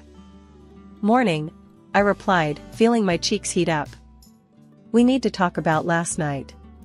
After that romantic night, David and I decided we didn't want to wait any longer. We wanted to get married. We were so sure of our love, but we knew his parents might be a hurdle. When we told them, Mr. and Mrs. Anderson weren't thrilled. They had known me for years as David's friend, but as his wife? That was a different story. They didn't like that I wasn't from a wealthy family. Still, they agreed to our wedding but insisted on a prenuptial agreement. They wanted to make sure I wouldn't claim any of David's money. "You'll need to sign this prenup, Maria," Mr. Anderson said, handing me the documents. "It's just to protect the family assets." I glanced at David, who nodded reassuringly. "I understand," I said, taking the papers. Despite the cold reception, they allowed us to live in David's late grandmother's apartment. It was a beautiful place in the city center, with windows overlooking the square. The apartment was elite and expensive, with excellent repairs and new furniture. It felt like a fresh start. After the wedding, we moved in, but Mr. Anderson made it clear that one room, filled with his mother's belongings, was off limits. "Those items are priceless to me, Maria," he said sternly, handing me the key. "You are not to enter that room." I nodded, understanding the gravity of his words. "I won't, Mr. Anderson. I promise." With that, David and I began our new life together, ready to face whatever challenges came our way. Living with David was like a dream at first. We were so happy in our new place, but soon enough, that bliss got a serious jolt thanks to his sister, Laura. Laura started dropping by unannounced, making herself right at home. One Saturday morning, just as I was getting ready to enjoy a peaceful breakfast, she showed up. "Hey Maria," Laura said, strolling into the kitchen without even knocking. "What's for breakfast?" I forced a smile, trying to keep my annoyance in check. "Good morning, Laura. I was just about to make some eggs." Make enough for me too, will you? She said, plopping down at the table and scrolling through her phone like she owned the place. I took a deep breath and started cooking, reminding myself to stay calm. David walked in, looking a bit surprised to see his sister. Laura, didn't know you were coming over, he said, raising an eyebrow. Yeah, thought I'd surprise you guys, she said with a smirk. This place is amazing. I could get used to hanging out here more often. As days went by, Laura's visits became more frequent and more invasive. She'd stay over without asking, and every morning it was the same thing. She'd demand breakfast, criticize my cooking, and make snide comments about me living in her grandmother's apartment. Maria, you should really learn how to cook better, she said one morning, pushing her plate away. You're living here on borrowed time, you know. That was the last straw. I clenched my fists and looked her straight in the eye. Laura, you can't just come here and disrespect me in my own home. She scoffed, rolling her eyes. Your home? This is my family's apartment, Maria. You're just here because my parents are too nice to kick you out. David had enough. He walked over and stood next to me, glaring at Laura. Laura, you need to show Maria some respect. She's my wife, and this is her home too. Laura's face twisted in anger. Of course you'd take her side. Mom and Dad always loved you more, gave you everything, and now you're letting her take what's left. Enough, Laura. David's voice was firm. If you can't respect Maria, then don't come here anymore. Laura stormed out, slamming the door behind her. I let out a sigh of relief, feeling a mix of anger and sadness. David hugged me, whispering, "We'll get through this, I promise." The next day, my phone rang, and it was my mother-in-law. She didn't even bother with pleasantries. Maria, I've heard terrible things about how you're keeping the apartment, she snapped. Laura says it's a mess, and you're not being a good hostess. I was stunned. Mrs. Anderson, that's not true. I've been doing my best to keep the place clean and welcoming. Clearly, your best isn't good enough, she retorted. We're very disappointed with David's choice to marry you. We think you should consider leaving. When I told David about the conversation, he was furious. They have no right to talk to you like that, Maria. We'll figure something out. Days turned into weeks, and the tension with David's family kept building. Laura continued her visits, though less frequent after David's outburst. She still managed to make every interaction a challenge. As the days passed, I focused on keeping our home a sanctuary, a place where David and I could escape from the outside world and his family's constant scrutiny. We knew we had to stick together and stay strong, no matter what challenges came our way. David worked for his father's company, but I was having a hard time finding a job as a translator. I went for interviews, but the jobs offered were way below my skills and pay expectations. One evening, I was home alone, feeling a bit down about another unsuccessful interview. I was just about to get comfortable when I heard the door unlock. I wasn't expecting anyone, so my heart jumped into my throat. In walked David's parents, Mr. and Mrs. Anderson, without so much as a knock. They just strolled in, acting like they owned the place, which technically, they did. What are you doing here? I asked, trying to hide my annoyance and shock. You could have at least called. Mrs. Anderson looked around, her face twisted in disdain. We don't need to call before coming into our own apartment. What if I was naked? I shot back. You can't just barge in like this. Mr. Anderson ignored me, looking around with a critical eye. We've decided to install surveillance cameras to make sure you're keeping it in order. I couldn't believe what I was hearing. Cameras? You're kidding, right? This is our home, not a prison. Just then, David came home, looking tired but quickly realizing something was wrong. What's going on? He asked, glancing between me and his parents. We're installing cameras, his father declared. To keep an eye on how things are being maintained here. David's face turned red with anger. This is ridiculous. You can't do that. Yes, we can, Mr. Anderson snapped. You owe everything to us. You should be grateful and keep quiet. Mrs. Anderson turned to me, her eyes cold. You're a gold digger, Maria. You don't even have a job. You're just living off my son's money. That was the final straw. I looked straight at David and said, I can't do this anymore. I want a divorce. I'm leaving. David's eyes widened in shock, but then he nodded. If you leave, I'm going with you, he said, his voice steady. Mr. Anderson's face turned even redder. If you walk out, you're cut off. No inheritance, no support. Mrs. Anderson added, we'll move Laura in here for better control. That's when I had an idea. I winked at David and whispered, trust me, play along. David gave a slight nod. All right, we'll get a divorce, he said, turning to his parents. They looked pleased with themselves. Good, Mr. Anderson said. We'll install the cameras and give Maria a month to find another place. Mrs. Anderson smirked. You're doing the right thing, David. We'll have Laura move in next week. After David's parents left, he turned to me with a confused look. Maria, why did you agree to a divorce and ask me to play along? He asked, his eyes full of worry.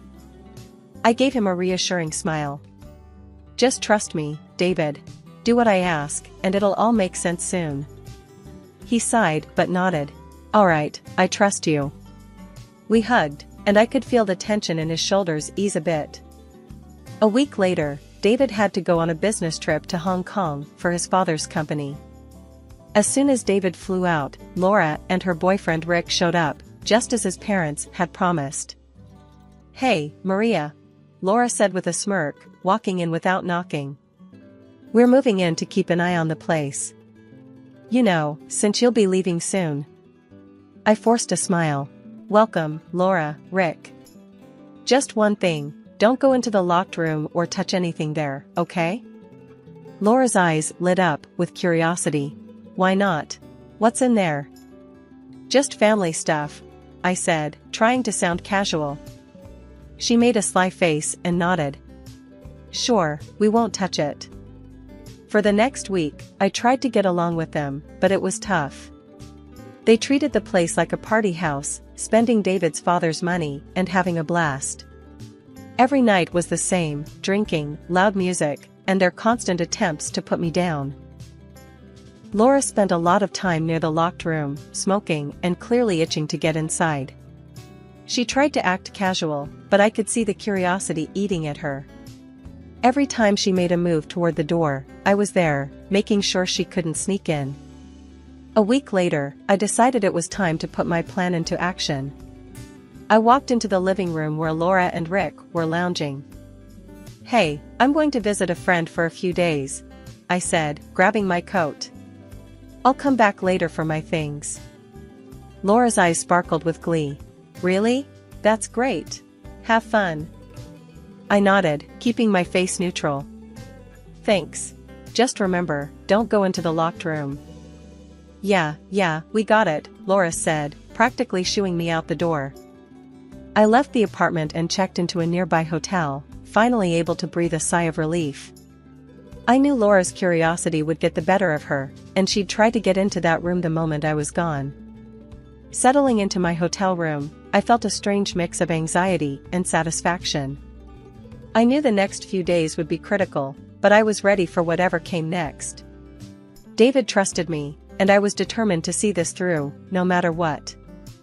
The morning after I left the apartment, I got a video call from Laura. I answered it, not sure what to expect, but ready for anything. Laura's face popped up on the screen, looking way too pleased with herself. She was standing in the middle of the now empty locked room, grinning like a cat that caught the canary. Hey Maria, guess what? She said, her voice dripping with smugness. I broke the lock and threw all your crap out. Oh, and I changed the locks on the front door. Good luck getting back in now. I couldn't help it, I burst out laughing. Laura's smug expression faltered, confusion replacing her glee. What's so damn funny? She snapped. I wiped a tear from my eye, still chuckling. Laura, you clueless fool. I took all my stuff with me. That room wasn't mine. It was packed with your dad's things. He specifically told me not to touch any of it. Her face turned ghostly white. What? No, you're lying. Nope, I said, smirking. Those were your dad's precious belongings. He made it clear they were off limits. Laura's eyes widened in horror. She turned to Rick, who was lounging in the background. Rick, you moron. We've got to get those things back from the trash, now. Rick jumped up, looking panicked. What do you mean? We tossed everything last night. It's probably all gone by now. I watched the chaos unfold, feeling a deep sense of satisfaction. Laura, maybe start thinking about what your dad will do when he finds out you trashed his stuff. Laura's face crumpled, and she began to cry, her shoulders shaking with sobs. This can't be happening. We're so screwed. I couldn't hide my satisfaction as I watched her meltdown. Well, Laura, maybe next time you'll listen to people when they warn you. With that, I ended the video call, feeling a wave of relief and triumph. Finally, karma had caught up with Laura, and it was a sight to see. I leaned back in my hotel chair, savoring the moment. It felt good to see her get a taste of her own medicine. After David got back from his business trip, he came straight to my hotel.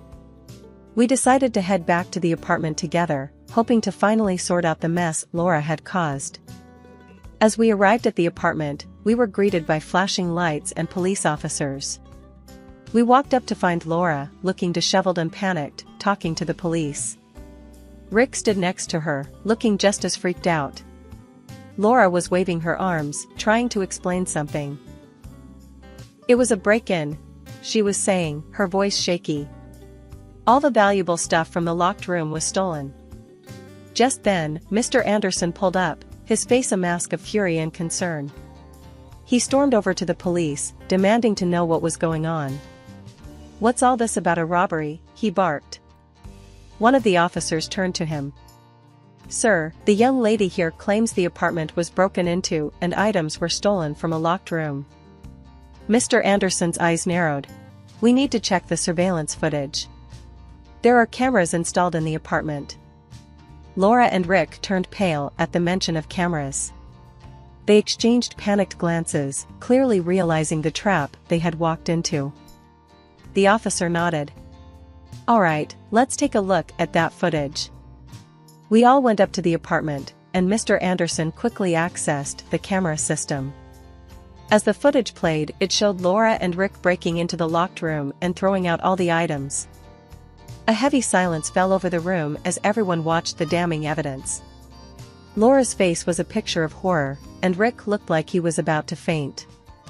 Mr. Anderson's face turned a dangerous shade of red. Laura, what the hell have you done? He roared. Laura started to cry, her voice shaking. Dad, I'm sorry. I thought these were Maria's things. We didn't know what else to do. You lied to the police. You tried to stage a robbery to cover up your stupidity. Mr. Anderson exploded. I can't believe this. The police officer cleared his throat, looking stern. Ma'am, you've made a false report. That's a serious offense. Mr. Anderson shook his head, his voice trembling with rage. Because of your actions and this deceit, I renounce you, Laura. You're disinherited. You are no longer my daughter. Laura collapsed to the floor, sobbing uncontrollably. Dad, no. Please don't do this. The officer nodded to his partner, and they started filling out a report. We'll need to take you both in for questioning about this false report. Rick's face went white. David squeezed my hand, his face a mix of anger and relief. I can't believe she tried to pull this off. As the police escorted Laura and Rick out of the apartment, I felt a weight lift off my shoulders. It had been a long, hard road, but we had finally come out on the other side, stronger and more united than ever. David's father did exactly what he said he would. He cut Laura off completely. No more money, no future inheritance. Her boyfriend ditched her too, seeing as he was only in it for the cash. Now Laura's stuck in a tiny, run-down apartment, scraping by on her own. It's a tough break, but she had it coming. Meanwhile, David and I decided it was best to cut ties with his controlling parents, at least for a while. David quit his father's company and finally opened his own veterinary clinic, something he's always dreamed of. I'm so proud of him.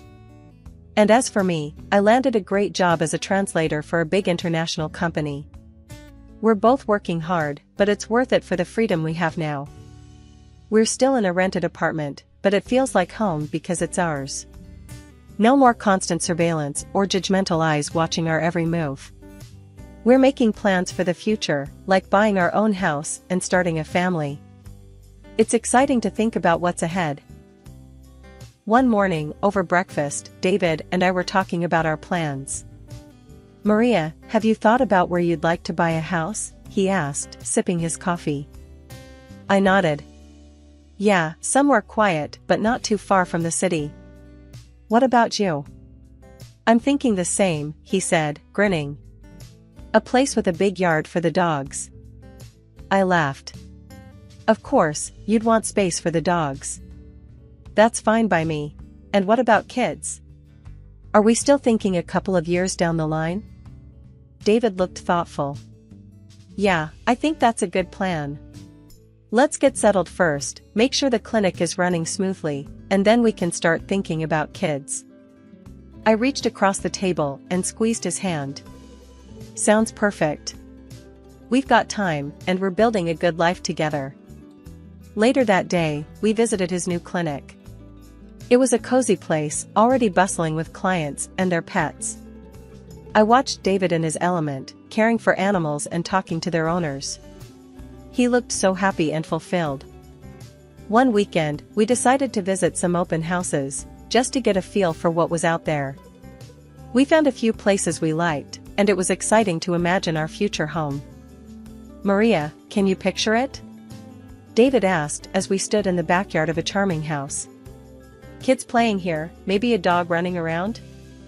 I smiled, feeling a warm glow inside. "Yeah, I can. It feels right, doesn't it?" "Absolutely," he said, putting an arm around me. "We're building something real, something lasting." As we left the house, I felt a sense of contentment and anticipation. We were on the right path, and the future looked bright.